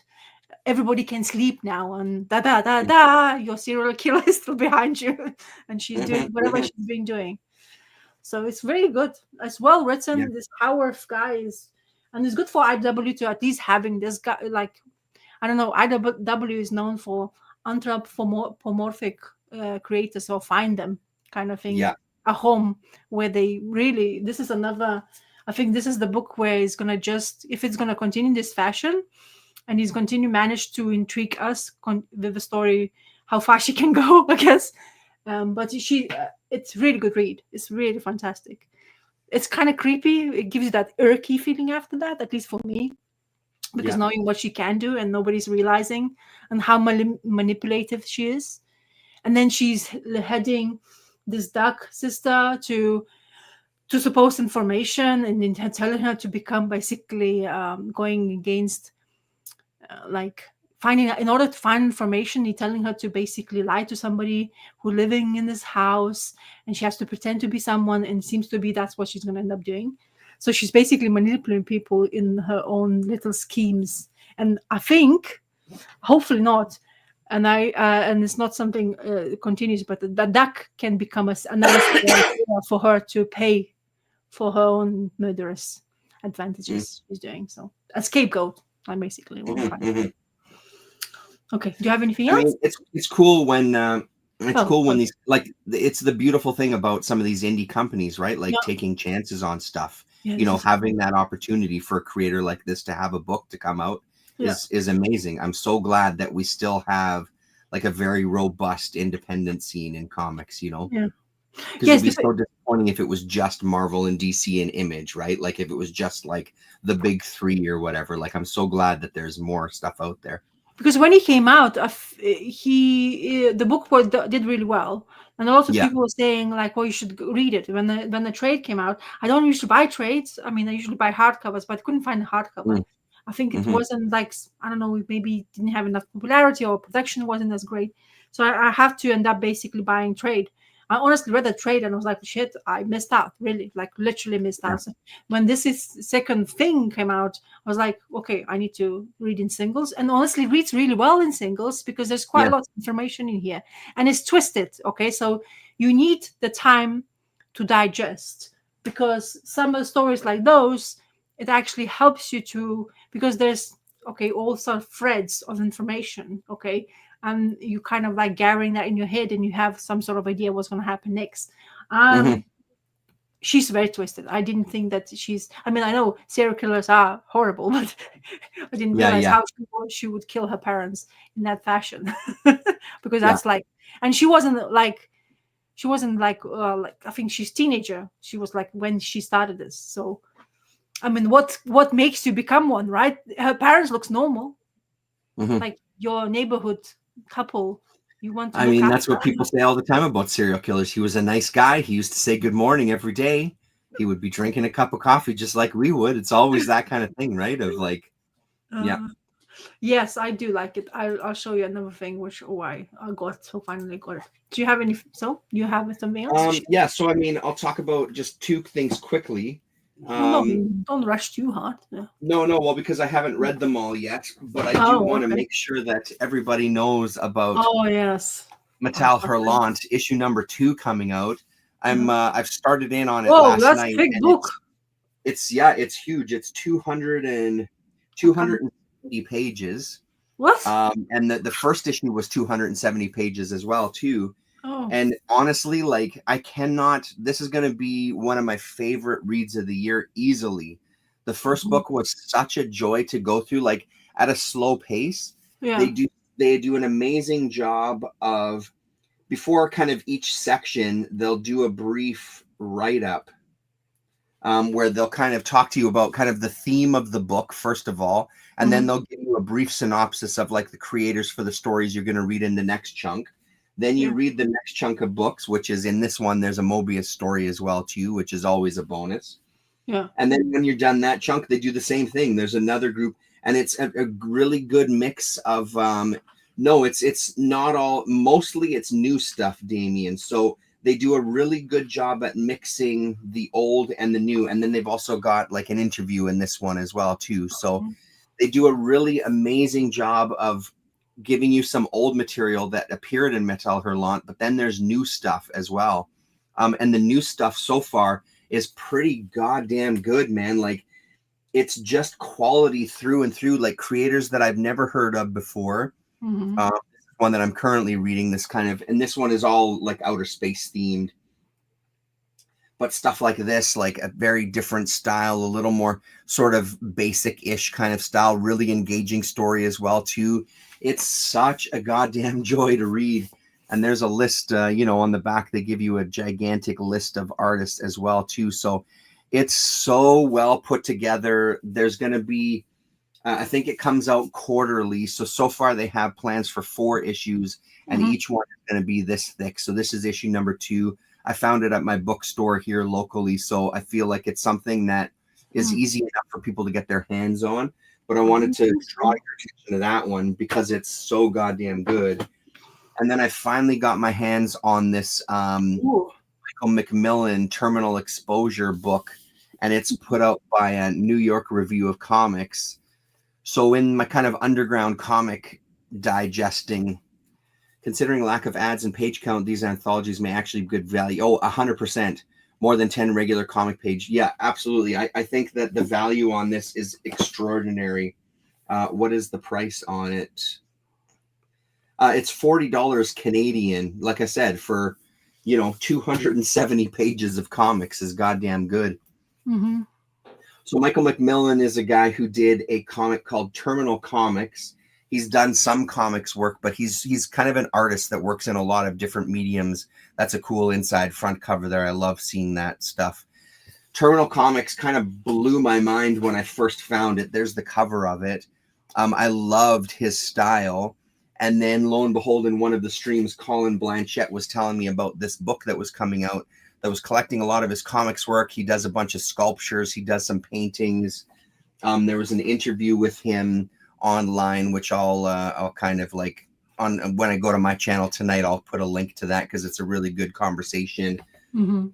with him and kind of his view about comics and what influenced him and why he dug into comics. And a lot of his stuff he was doing kind of just as an artist. He was doing things for himself. This wasn't necessarily he was a designer by kind of day job and then Mhm. artist by night kind of thing. So he did get published in a bunch of underground anthologies. The Terminal Comics was the only thing that he put out. There's some more of his sculptures. I'll show you one of the ones that blew my mind. One of the things about just leafing through this book is this kind of stuff to me really gets my creative juices flowing. Like, it's really inspirational just seeing somebody creating this type of art. I think is an amazing thing where it's about the process of creation. It's not about making a career out of it. It's not about um, making a living at it. I love this piece. So this is made out of wood and Oh. painted. I find this just goddamn exceptional. That comics kind of language that's moving into kind of sculpture. Mhm. I love this. I've looked at this page 100 times at this point. This really gets me going with like wanting to do more work out of wood. Last year I tried that mask, Mhm. making that out of wood, and I would love to do some more projects in wood and kind of explore that a little bit more. But this is a fantastic book. It's not all of his work, but it's a really, really good chunk of Michael McMillan's work here. So shout out to New York Review of Comics because they do some really nice stuff. Again, this was pretty easy to order through the bookstore. It wasn't something that was really, really hard to find for them. So they had it in a warehouse in Canada, actually. So it didn't take very long to get to me even. I don't think that's it's as easy as for me to look for that Metal Hurland, because it's humanoids. That's American. It's American based of company, right? If I'm and it says the plan is to do four. I thought it was humanoids, but maybe I'm wrong. It is humanoids. Oh, is it humanoids? So I thought humanoids was European based. Maybe I'm wrong about that. Are they North American based? I don't know. The website says it's you. I assume that humanoids was European based. So I'm surprised that it's difficult to get for you. I'm not I can find one, like volume 1, somewhere random. Somebody who is not really. I was looking for to see if there's like you type in Google and find any shops locally would sell it, and none of them appear. That's why I'm saying. So. Right. I see. Yeah. And it's 4 volumes on the website of Humanoids. And there's even hardcover deluxe editions they're planning to. Or there is. Yeah, you can do a subscription as well too. Yeah. And you get digital. Which it was pretty pricey to do, because I was considering doing a subscription, but it's a lot of money at once to put down, right? Oh. So. Well, you see, the UK and Europe don't get along that well anymore. So right. French might not communicate really well in here as well. But as I say, what I'm trying to say is, like, I went in to see if Google will come out and straight away tells you which shops are selling that, and none of them like usual things have. So I didn't see it. So. Oh. Yeah, putting out old Mobius stuff, amazing, including Angel Claws. Whoa. Nice. Your library digital service is really good. Yeah. Good for you, people. Honestly, so much fun to sit. Like, I read most of the first volume while we were camping, sitting outside in the sun, having a drink on the shade of a tree. Like, it was the perfect setting to kind of digest that stuff. Like you were saying, there's sometimes like there's a real headspace for reading comics. That was not only the right headspace, but the right environment. It was peaceful. I could hear the water. I could hear nature, and I'm reading Metal Hurlant, and I was like, it was ecstasy. It was like the perfect of everything. I was a little bit high, a little bit drunk, just that right balance of everything to absorb the comics. Like, it was fucking perfect. Oh, you see, it's important. I think we rush a lot, and I think it happens a lot with like collected editions. I love, don't get me wrong, you save the money and all that stuff. I like sometimes they are beautiful when they are in hardcover format and stuff like that. But sometimes, especially if I, for example, library stuff, because I have a certain amount to read, and like if I can't, take them as long as I like, longer than I want to, I have to return it back. So kind of you rush to read, and not everything you grasp. That's why I say sometimes having nice pull list of comic books, especially if they're actually quality and it keeps on going every month or month, it becomes really a good ways of digesting the material, because you actually take a lot of things in more than you would be collected editions. No matter how beautiful you read, I don't think like you get all of the things, or intellectually you think about it, because there's the next one to book, because that's how we consume these days. We have so much to consume. So one of the things I've been wanting for the longest time, this was out of print. It's Marvel, by the way. It's not something, but so I sell stuff. I didn't think I'm going to get to the point, because I never think I can sell enough to get money, because I kind of like, I try to get this stuff out in order, and then plus, packaging, you can't take that in amount. Everything doesn't seem like I'm going to make anything, but somehow managed to, I got it. Is this. Oh, that's cool. So I wanted this for as long as, I don't know when they came out with this omnibus. This is a second reprinted edition of Omnibus Tomb of Dracula. But this was I always, of course, wanted to have it in comic format. But it's quite a pain to get it. They were getting really out of hand, because there was a popularity of the books, because in one particular one, there's a Blade appearance. Something, isn't there? No, the Blade appearance. The first. Oh, that's right. Yeah. So I have the Blade. Funny enough, I have a comic of a Blade appearance, but to get Tomb of Dracula, there was a thing. I think crazy. And Oh, the longer you waited, the all the comic books now they're just going out of things. So why I'm saying I'm doing while we were not chatting for a long time, I'm taking so long to read this on purpose because mhm. honestly, every single issue I read is like, oh my God, this is exactly what I want from Marvel. This is exactly why I like reading this particular genre: Dracula, vampires, beast, and blah, blah, blah. And they're not like crazy, like outstanding read you're supposed to do before you're like something 50s or 60s, but it's such a good read and it's such a good art to look at. Of course, I would have preferred to be not, done in such in format where it's all glossy and beautiful, because just touching the paper thinking, oh, I need to remember which issue I am reading because that was my bookmark. But honestly, I've been reading it really slowly, like issue or two or three. I sometimes even want to rush sometimes, but I'm enjoying so much that I'm doing this really slowly. And honestly, it's fantastic. It's so much what I didn't expect to be as entertaining for me. This I always liked Dracula, that the lore of the Dracula, and I always wanted to have this material kind of like in to read. But of course, when the omnibus came out, I wasn't like, oh, it's too much chunk of money, I don't really have an extra. But I sold quite a few in order to get this. And of course, because it's Halloween coming up, they did a reprint of this volume. So very chuffed, honestly. I am very happy. I read lots so far. It continues to be entertaining. We have resurrection of Dracula by chance of two guys. One is descendant of the Dracula. He inherits the castle of Transylvania, and his friend who is with opens the coffin of Dracula and he wakes up. He takes the stake out of his chest, and he basically reborns itself. And the problem of Dracula starts to be in this day and age, or that day and age, like in 56, I presume. So really good. So Gene Colan is, or Eugene Colan is like, I was kind of confused because some issue says Gene Colan, and then somebody's like Eugene. It's like, does he have a brother who's Eugene? Because I didn't Uh-huh. even, my brain wasn't registering that Eugene is probably Gene is basically just the shortened stuff. Oh, really? So you think Slicker Page is helping Gene Colan's art?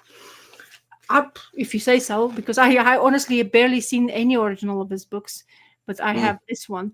I love, honestly, it's such a comforting thing now. I read a couple of issues like Giddy, like Oh Transylvania, Vampires, Van Helsing, the movies I used to watch of those remakes of Van Helsing. So I really like thoroughly. So I'm very now happy. It's a nice way to, I kind of, you can get addicted. If you could sell comics to buy comics, it's such a great way to do it, because it becomes Yeah. so much more entertaining, don't you think? Of owning a thing. So yeah, it's great for me to do, being able to do that. So it worked out for me for a little bit at least. And I was looking to on eBay to a review. Great packaging. I was like, yes, as a comic book. I was like, Hmm. yeah, I sorted that out because I That's the always, best. Yeah. That's you what know, you need. yeah, exactly, because I know how I am when I receive something, and Yep. it's in the most flimsiest shit that you ever can have.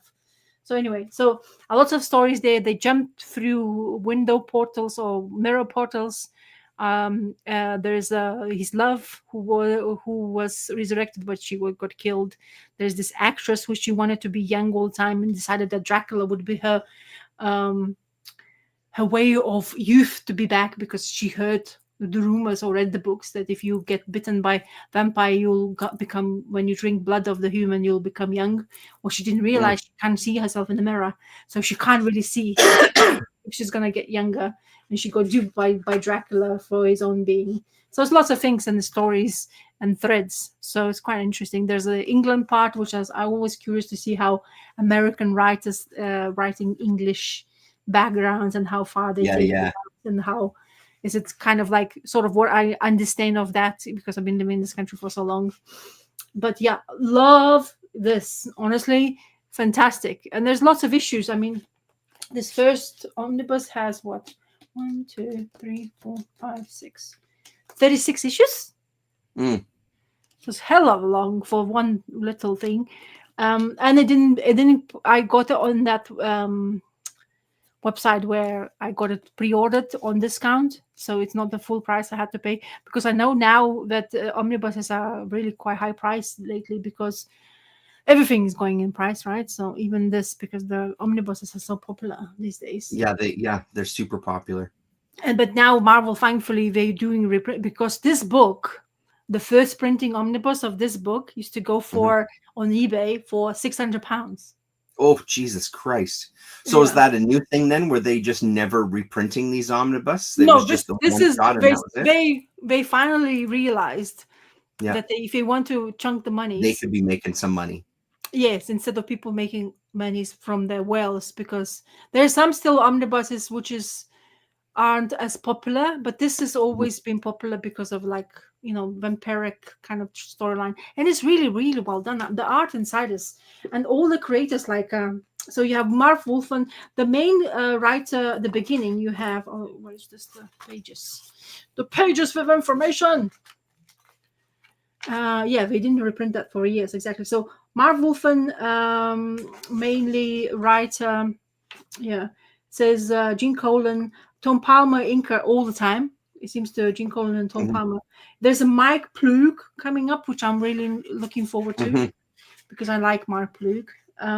So Jerry Conway writes, Archie Goodwin writes really well, Chris Claremont, Gardner Fox, and I'm not sure about this one, David Anthony Kraft. I'm not really sure about that name, Yeah. but every other ones Seems like a I've bunch of known. heavy hitters otherwise, yeah. Yeah. So it's fantastic. As I say, it's been on my, since I seen it collected. I always wanted it, but of course, when you see £600 of omnibus, it's like never going to happen, right? Until Marvel, what it took them maybe 5 to 6 years to realize that reprinting is omnibus is actually a good idea, because people keep buying them.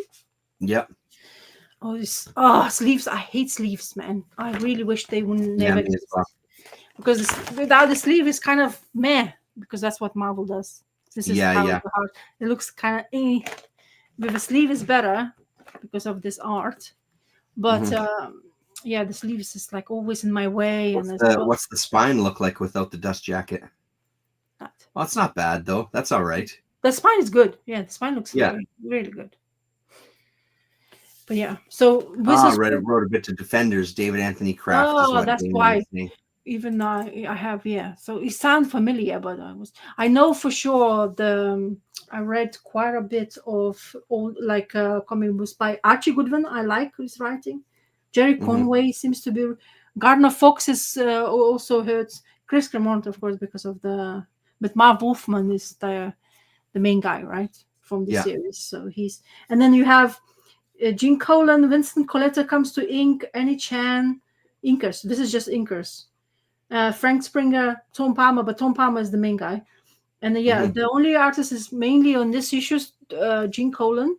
Mike Plug does an issue, and then Don Heck does 2 issues in this one. Mm. So Gene So Colan. 420 is also saying if you see Cinder and Ash in the bargain bins by Colin and Yeah, is it Juan Garcia Lopez? He yeah, recommends that one. So yeah. yeah. I like Juan Garcia Lopez.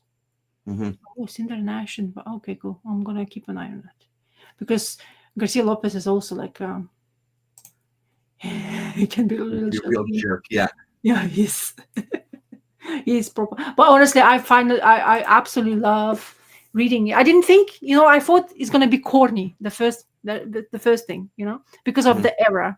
First of all, Yeah. because of a Dracula, you remember the hair, the blood, the love, the lust, and the girls, and that's the Mhm. only thing. Mhm. But and also, he has mystery to it, like the descendants of his, the revival of him, how it came, what he needs to do in order to survive, and all that kind of stuff. And it kind of lends to the time of year. My son is absolutely obsessed with Halloween anyway, so Halloween is everywhere around me now because of my son. Because before I Mhm. didn't care less, because in Lithuania, this Halloween day you guys celebrate, it's All Saints Day for us. We celebrate a death. We Mm. go in to it's a kind of a bit of a somber day, because you go to remember the days of who died before you put the candles in your Mhm. gravesites, and that's what we used to do. The only good thing for as a child is to see a mount, like if you're if your cemetery is on the mountaintop somewhere or on the mountain stuff, it used to be beautiful at nighttime. Creepy as hell because it used to have this like tales. Oh, you don't go inside because of the candle, and if the candle blows away while you're walking in, the monster's gonna come and take after that. That's what stories used to be told. Mhm. But in here, that's Halloween. When I came to this country, it's like, what is Halloween? Why? Why? It doesn't sound English. It isn't English because it's Mhm. American. Mhm. Now even my country they have Halloween, which is like absolutely interesting. Okay, the cast, yeah, yeah, it's especially Van Helsing's granddaughter. Van Helsing was part of it as well. She was great. Remember the watching those Van Helsing, kind of corny though. It used to be corny, isn't it? Yeah, right. Yeah, not the best I mean, material. some of that stuff, like it's one of those things. It's played so much that it Yeah, becomes like it was my biggest issue with the movie Nosferatu. Like ah, as much as I enjoy the original Nosferatu, it's like okay, well we've seen this story a million times though. So what are you bringing to it that's new? And if you're not bringing anything to it that's new, it does start to get corny because it's like yeah, big lust and he loves this woman and yeah, we've seen it. Like it just becomes boring and I don't mm, know, man. You got to bring something new to it. You got to kind of yeah. expand the story a little bit. This is my next issue, which I'm reading. It's Nice. cool. Um, El Crawler. yeah, it's issue number 8 of the Tomb of Dracula. So that's Yeah, where. sweet. So yeah, it's the color schemes is great. I like the Yeah. blues, yellows mixed together. It's really lends itself really well. And then he manipulated teenagers, the Dracula in the story prior. It continues after the story. So he goes into playgrounds or street where the kids were playing the ball. He goes, that I don't know why, but in my head, he goes to his red eyes and he's like, I'm talking to you, I'm taking over, kind of thing. And it's Hmm. like they completely go mesmerized. And they becomes like he's gonna use them as he's gonna make them as serial killers instead of him doing his own hard work. He couldn't really care less apparently. So he needs teenagers. This is his cunning plan. Because God forbid, who knows that teenagers can kill. So apparently that's his plan for Yeah, this. yeah. Yeah, Blade shows up in issue 10. Yeah, I read that issue because I have the copy, and it was fantastic. And I'm glad it has here, which I can reread again. But I'll show you the Blade, how it looks. Oh, there you go. This is the Blade. The Blade. Hmm. That's how he became in the comic books. The Blade. That's how it looked like. Cool, eh? Yeah, Look at crazy, those crazy. specs he's wearing, eh? Something it looks like almost yeah. Look the costume of his. It's quite fantastic. It looks great. I think it's nice. I mean, Hmm. I don't know if I liked. I think I like the original one more. I like the paper. It just gives you the same feel. Like of the paper.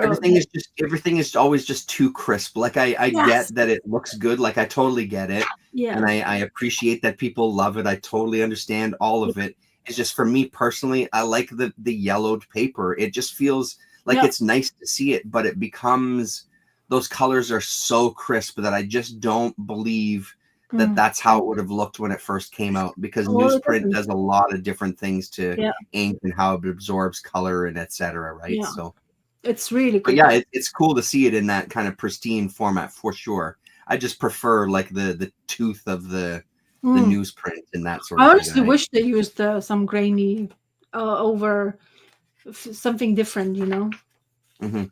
He also came back to the village, and apparently one of the village's doctors he helped him beforehand, and instead because he got so angry at Dracula, he killed him just because he despised him, like kind of thing. And it's really good. I mean, honestly, as I say, Mhm. I wasn't thinking, like when you think of something you really want to get. I had only one that Blade issue which I read, and it got really good impression on me, and I wanted to get it, but I always postpone it. And when I postpone too much, and then it goes completely out of your range, and you're like, why didn't I just not think that? And then I thought, like, okay, surely it's not going to blow my socks off as a story. But as I say, I'm reading it really slowly, and it does lend itself because I'm now looking forward to this day, like when I'm going to sit down, have my moment, and I'm just going to read a couple of pages of that, and it's honestly exciting again. Like you need to find those. That's why you get reminded why we reading. this material in the first place, right? Mhm. So, Yeah, oh, it's for fun. It's for enjoyment. Yeah.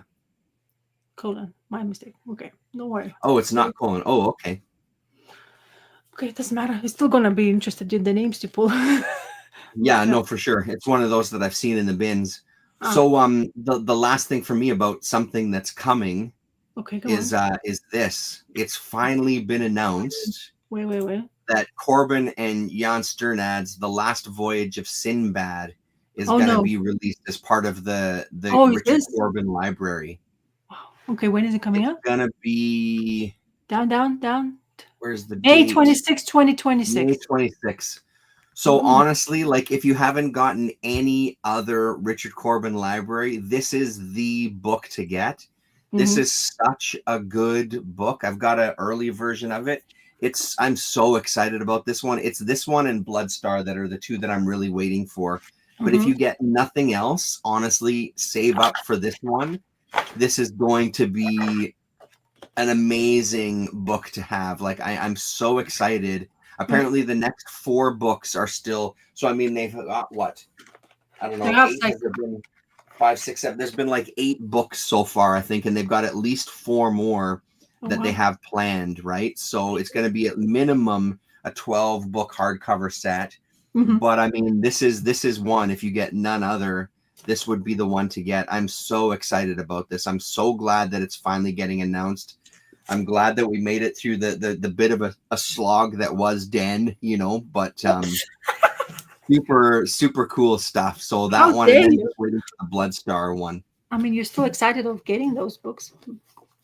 I mean, Oh, I'm so excited about getting all of those books because they're fucking gorgeous and they look amazing on the shelf. Like honestly, I'm mhm. so glad that they're doing this. I'm so excited for it. But yeah, that one Oh, especially. I mean, I think you should get all of them, but if you're only gonna get one, get the Sinbad one.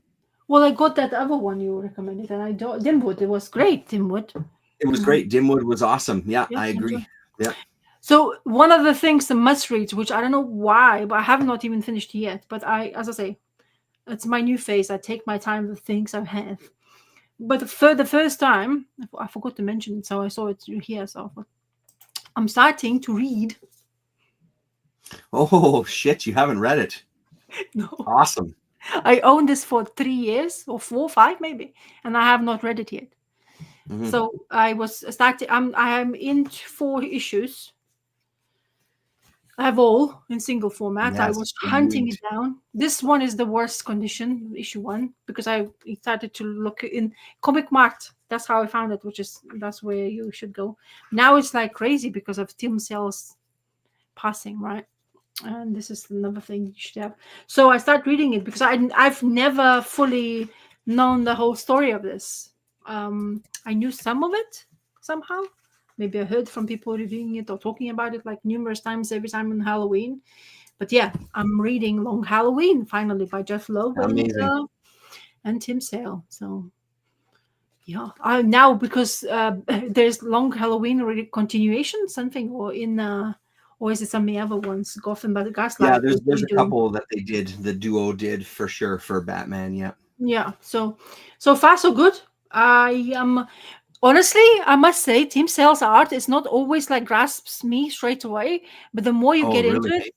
the more I no, I love. I think Tim Sale's the best things are this, where it's really dark, and he manages to get all the items in the frame, and they look Hmm. exactly how you would imagine in that kind of light the everything figure looks like, and it's just such a noir thing for me that it just fantastic. I'm not saying I'm not a fan. I'm just saying sometimes for me, Tim Sale is not like for the kind of thing. I need to read into it more to appreciate the beautifulness of the man's work. You know what I mean? Hmm. So like the scapes he's doing and stuff like that. You have read this, yeah? I presume. Oh, yeah, I absolutely have. Yeah, I love it. I love They, Tim Sale's art. so yeah, for so far, I think of course I really like this Joker story. Covers are The so goddamn good, man. Christmas, but Look at that. the face of the Joker. It could never. I mean, now can you see that it's too clean cut the other Right. Jokers now? And don't you think? seeing this Joker is like, I yes, mean, he's got a very stylized yeah, visual aesthetic for sure. oh, Yeah. it's beautiful, absolutely. Yeah. And I'm glad I'm having them in a single format. Yeah. Not Yeah. not in the, I've seen the reprint. I think somebody said that they did one reprint and the colors were off or something, and Mm, that they keep on trying. I think the DC is known for that kind of thing. They try to recolor some really factual things, but this is was mhm, where I got it on time. I mean, now I've seen this goes for absolutely ridiculous monies for single issues, yeah, it's especially. crazy. I've got the singles as well too. I've had them for quite a while. Yeah, but it's beautiful, Yeah. and all the stuff. Like, look at this, man. I mean, that's creepy Hmm. as creepy can Christmas be, man. Scrooge can nothing having for the Joker. I mean, Now you Scrooge just and got to get Joker there. battle. They did Hulk, they did a Spider-Man, Yeah, and yeah, they did yeah. a Daredevil as well Yeah, too. Yeah, those are worth reading. exactly. Yeah, I don't have none of those though. I think this is what's look. Daredevil Look Yellow, I remember being a standout for sure. at this pictures. So yeah. Oh look, Starman and advertised in this one. Mm-hmm. He came out. Yeah, so it's great. This is quite interesting. Brain banks. Yeah, from that Helix line from Yeah, DC, there was the sci-fi line. Yeah. 66 issue that will shake the galaxy. Uh-huh. Hmm. Elaine Lee, never heard. I An had, art. yeah, Elaine Lee from Starstruck, so she's done a lot of stuff. I Yeah, had all of those. Me and Johnny Zero back in the day were reading those together. amazing. I've since gotten rid of most of them because they were good at the time, but nothing that really stayed Mhm. in the collection. But yeah, there was a short-lived Helix line. Yeah. So yeah, it's one of the things. And of course you have a Batman versus Wildcat. 3 issue miniseries hitting the canvas this February. Oh, see? Chuck Dixon is good writer though. I like Chuck Mhm. Dixon's oh look. Gene Ha. James Robinson's The Shade. I heard these good things Oh yeah. about this one, but never read it. It's James Robinson's done the Starman, so Shade is another thing. Gene Ha is the J.H. Williams III, Blevins, Michael Zulli Michael Zuli. Yep. Amazing. Yep. in this one, and The Tony best. Harris and Mick Gray, 4-part miniseries from 1996. Yeah, look, I really James Gordon Yeah. look appears out like spooky. Oh, he's just James Gordon. Hmm. The hat. Anyway, so yeah, so I haven't not read it, so I haven't finished it yet. I take my time, but I'm very pleased I have it, and especially reading. I have time till Halloween. I guess I have 1 week Hmm. to go. Friday is the Halloween. You ready to spook the neighborhood? I'm ready to scare the shit out of kids. I haven't done my Halloween special. Oh, I No. don't know. Did that Yep. screen share again? Yeah, there we go. Just wanted to talk about this one Oh. too briefly. So Charles Burns' Black Hole has been picked up finally for adaptation, for a TV adaptation, I guess. So Netflix. So Oh. this director, this Jane Schoenbrunn, my Mm-hmm. son raves about her because this I Saw the TV Glow Mm-hmm. was a big hit in some kind of in some smaller circles of kind of people that are into kind of modern day filmmakers and stuff. So Charles Oh. Burns, I guess, has been approached about this a million times to do the Black Hole adaptation, has always said no, but has Mm-hmm. finally said yes to this Jane Schoenbrunn. So very excited to see what that's going to look like. I haven't seen this. I saw the TV Globe, but it's something I'd like to Mm-hmm. check out. Oh. But very, very exciting. I've got the 12 issues are on hold for me at Galaxy Comics because he got in a collection of independent stuff. So he priced out the 12 issues. I've got the collected book. I lent it to my son to read it, but I want to get my hands on those single issues as well too. Because Oof. again, like That's with big. the Long Halloween, I think it would be great to kind of see in single issue format. I've got one or two of them, but not the whole run. Ooh. Going to be pricey, do you think? For the whole 12 issue set, it's gonna be $200 is what he had them priced at for me, which is reasonable when you see kind of what these things go for, because they just don't. And especially with this announcement now, I imagine those prices are gonna skyrocket a bit. So I kind of want to get my hands on him sooner than later before he realizes that maybe they could go for more money and decides to up the price a bit. So Should, But Shit, yeah. yeah, not too bad. A price that I'm willing to pay, basically, for the 12 issue run. I'm willing to pay that for sure. So Mm. yeah, Wow. Yeah. yeah, Sounds crazy pricey, but yeah. it is. Yeah, but I mean, it's. I think it would be worth it because it's a No, no. classic series. No. Charles Burns is amazing. You know, it's one of those things like I've talked about in a few videos recently. Like, as much fun as it is to go to the 50-cent bin, there's some stuff that I really just want in the collection that I want to read Mhm, again, whether it's again or just have them in the collection. So at mhm. this point, I'm kind of willing to shell out for, like I'm willing to shell out a little bit more for Teenage Mutant Ninja Turtle stuff Okay. because I would love to have that Mirage run, that entire run. I think in single issues would be Well, you amazing can't. to have, right? So You I'm have pretty damn close at this point. Yeah, pretty damn close. what printing number one issue you have? Oh God, like I don't know, a fifth or sixth or eighth printing. Like there's no, I'm not going for first printings by any means. But yeah, I I mean just saw to have those originals. I saw somewhere. Where did I see it? I think the one of those days when I was passing. Oh yeah, Comic Mart. Uh-huh. One of they had one. I don't know why they brought it there. I don't know who they expecting to come. 15 Mhm. grand for one. 15. 1.5. Wow. Uh-huh. First The one I printing. have is the number one that I have is fourth printing is what my Not CLZ so said. bad So actually. an earlier printing, yeah, for sure. The But third still, printing still goes quite like crazy priced as yeah. well. But then it drops off. It drops off after that because the one I I don't have even isn't have in like mint shape or anything. So I yeah. don't even have that because I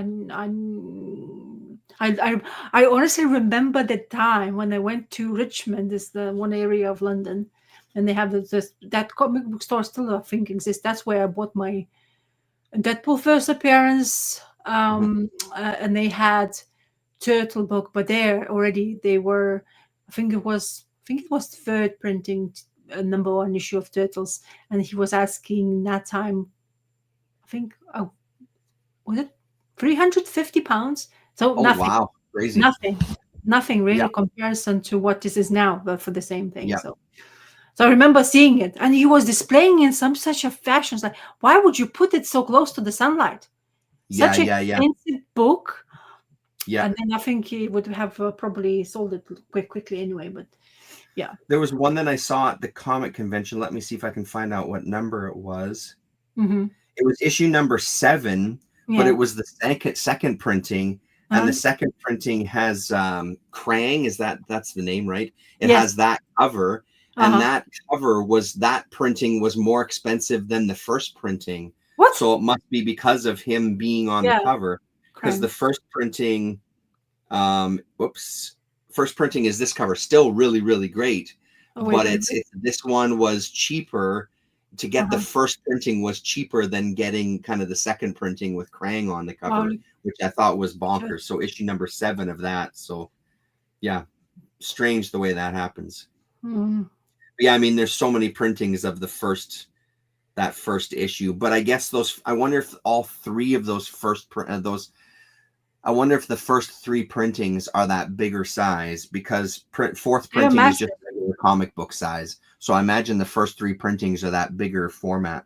Yeah, they are massive, magazine sized, Yeah, big. like almost golden age kind of Yeah, size, yeah, right? yeah, yeah, yeah, yeah, Yeah. yeah. Um, okay, So let's that's see. probably why those ones fetch more I money don't think because he. my fourth printing is just regular comic book size. I don't think they even have on eBay anymore. Turtle. That's how niche and how difficult to find turtle number one is. Mm-hmm. I don't think people are just caught on how crazy the prices are going for those books. I mean, right now on Lone Star issue number 1 that's Yeah, CGC'd at a 9.4 is yeah. $29,749. Just a mere 29,000. But then when you look at like second print, there's ones up there for 2,800 Well, or yeah. $1,020. A third print, No, six but hundred and still, sixty-five dollars. So yeah. Mm. Yeah, yeah, but I wouldn't mind to have a third printing for sure. But I just I don't. I mean, it don't. would be amazing. It's good to have, but it's not like. I mean, it's great. I used to be like. I think I was. Oh, I probably got that back. Like while we were doing this for like YouTube, and I was going to Comic Mart. I remember I was angry at myself for not getting stuff like that. But lately, I'm okay. I mean, if I get something great, if I could, as long as I'm comfortable to the amount I'm spending, right? Hmm. But yeah, I wouldn't mind, of course, finding a deal. I always find that, that little treasure thing, like if you can get it for the cheap things or first printing, whatever that or something, it's great to have or find it. Fantastic. But if you can't, well, it wasn't meant to be. Let's say this way. Yeah. I mean, Like, even if it's in poor condition, I feel like those ones are for a yeah. series like this. I Mhm. love reading that Turtles in the single issue. Like the first That- collections are great, but I love reading in that single issue format. It's such a joy I to see have all the those. writing inside and everything. It's so cool. I have those. Wait, give me a second. Yep. So I was also looking on because number 4 is the earliest that I'm missing. Even on Lone Star, number 4, the second printing I'm gonna break is like my thing. $95. So This is the one I think I scored the best. I pay £2 per issue. fucking killer. Yeah, so this is my turtle So win. amazing. So this is a old book format of this. And that's all color, right? Yeah, that's all color. Awesome. That. Ooh, can you see? There you go. That's Yeah, fantastic. so great. So in that sense, I have quite a lot of mirror like work of turtles in all formats. Look, Splinter in the hospital bed. Oh no, what So happened? freaking good, man. I'm Oh dying. man, I can't wait for you to read the last Oh, Turtles shut shit, up! man. No, don't say it. Don't say it. I'm not saying shit. Raphael is being angry as always. Look at it. It's fantastic looking. So Anyway. good. Oh, I'm gonna probably look at this again. I'm gonna read this. I've been reading Yep.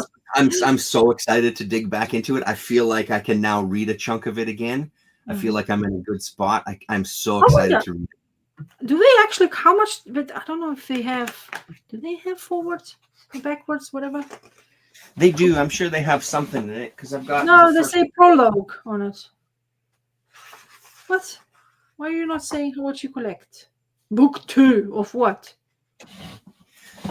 Oh, I know there's at least 4 because I've got 4 volumes of them. 1987 Mirage Studios thingy.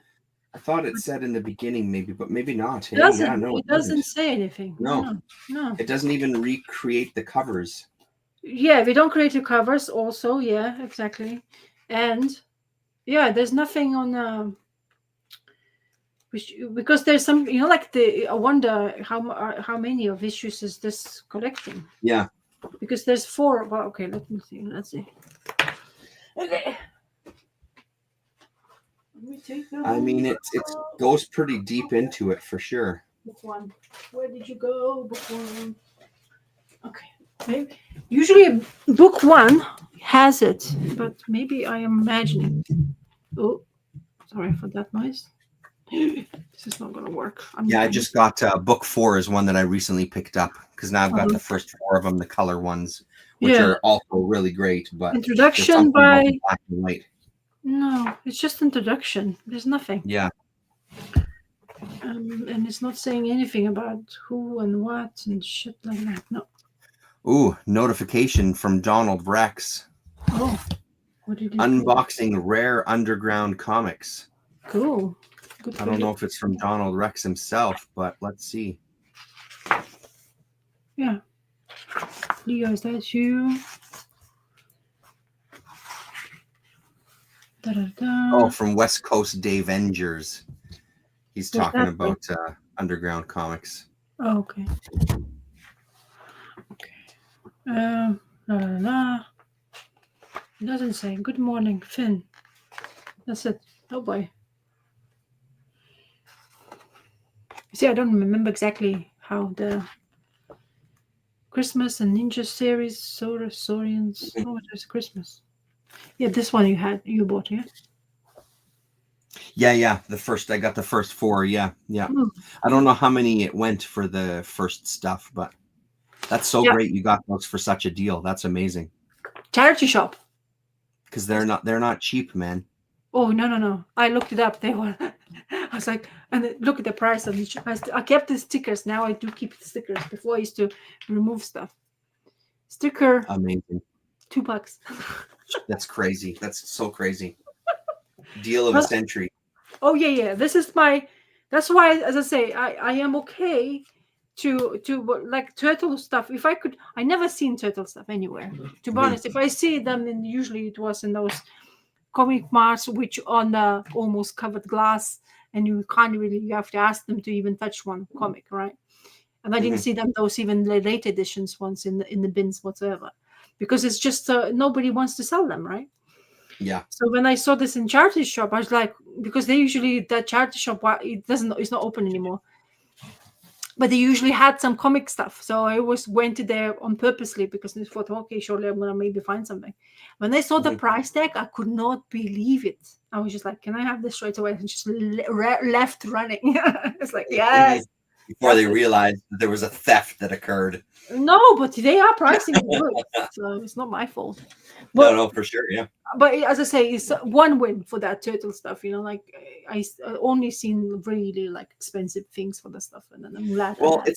it's only in the past couple of years though that the turtles have hit the back issue bins in the abundance that they have. Like Oh, there is was a it? long time where I never saw any of them, and it Oh, only feels like the last few years. And I was talking to somebody else about this online. I don't know if it was Eliza during one of my Sunday streams. I think uh-huh. somebody had said that it feels like was there a warehouse that was uncovered or something with a bunch of turtles back issues because all of a sudden across That's the cool. country there's a lot of Mirage era Teenage Mutant Ninja Turtles in the bins, and like a lot Jeez, of them, lucky. the one guy that I see here locally, Wayne, he had a bunch of them, and he had multiple copies of like a single issue.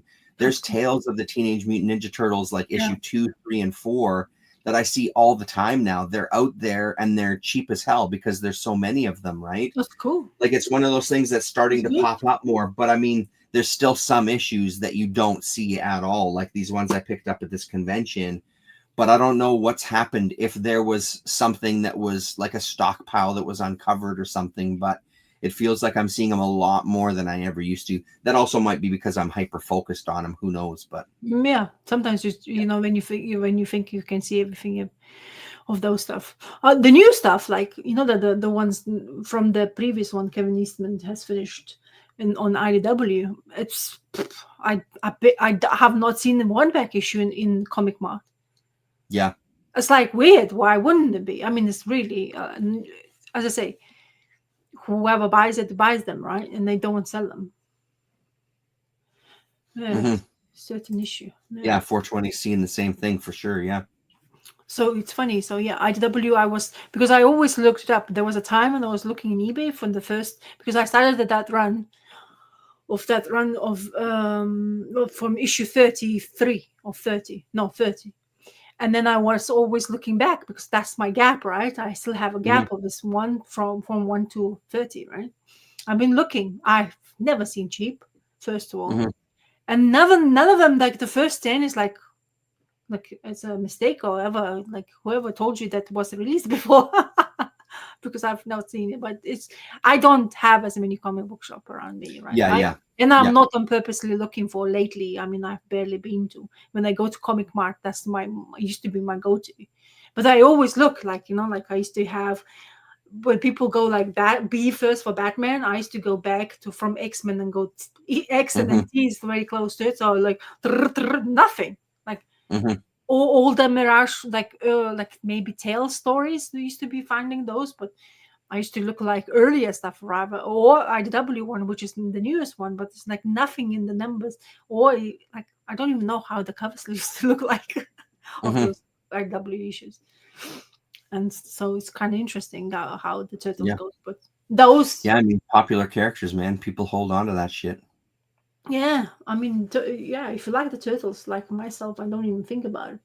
I'm just hoping, I'm Hmm. finger crossing this 12 issue I read.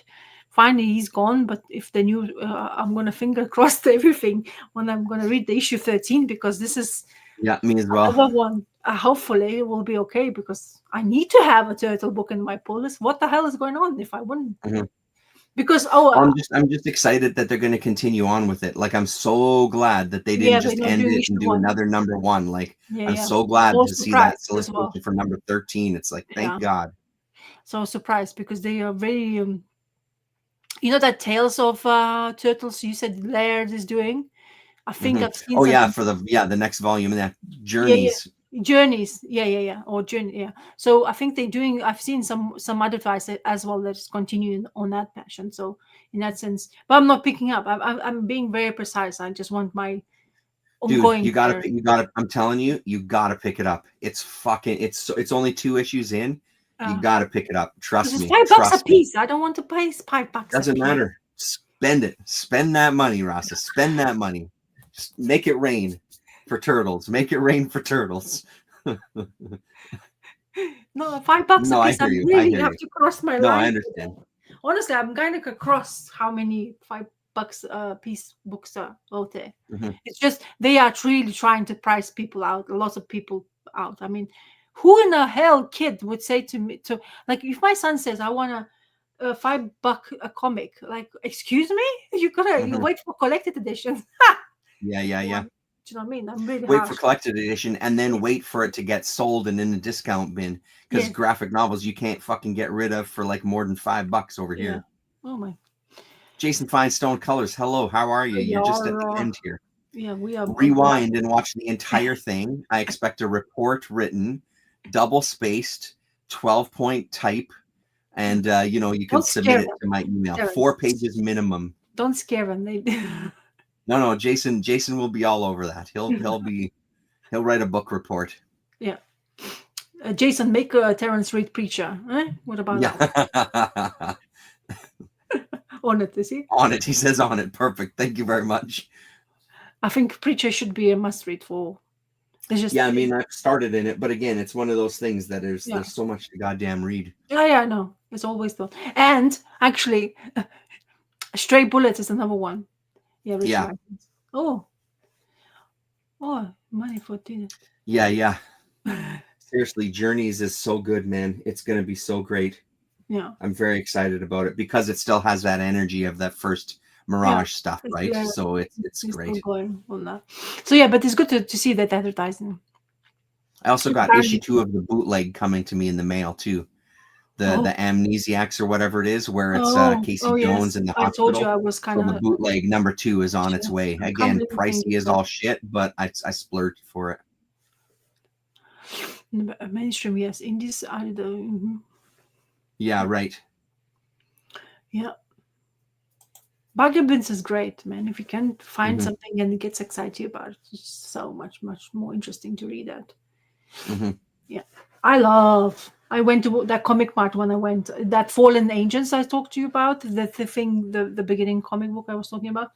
I got it for cheap and I read it and it's fantastic. It's just so good to read something like that and you're like, yes, I got some back issue book and it reads Hmm. fantastic.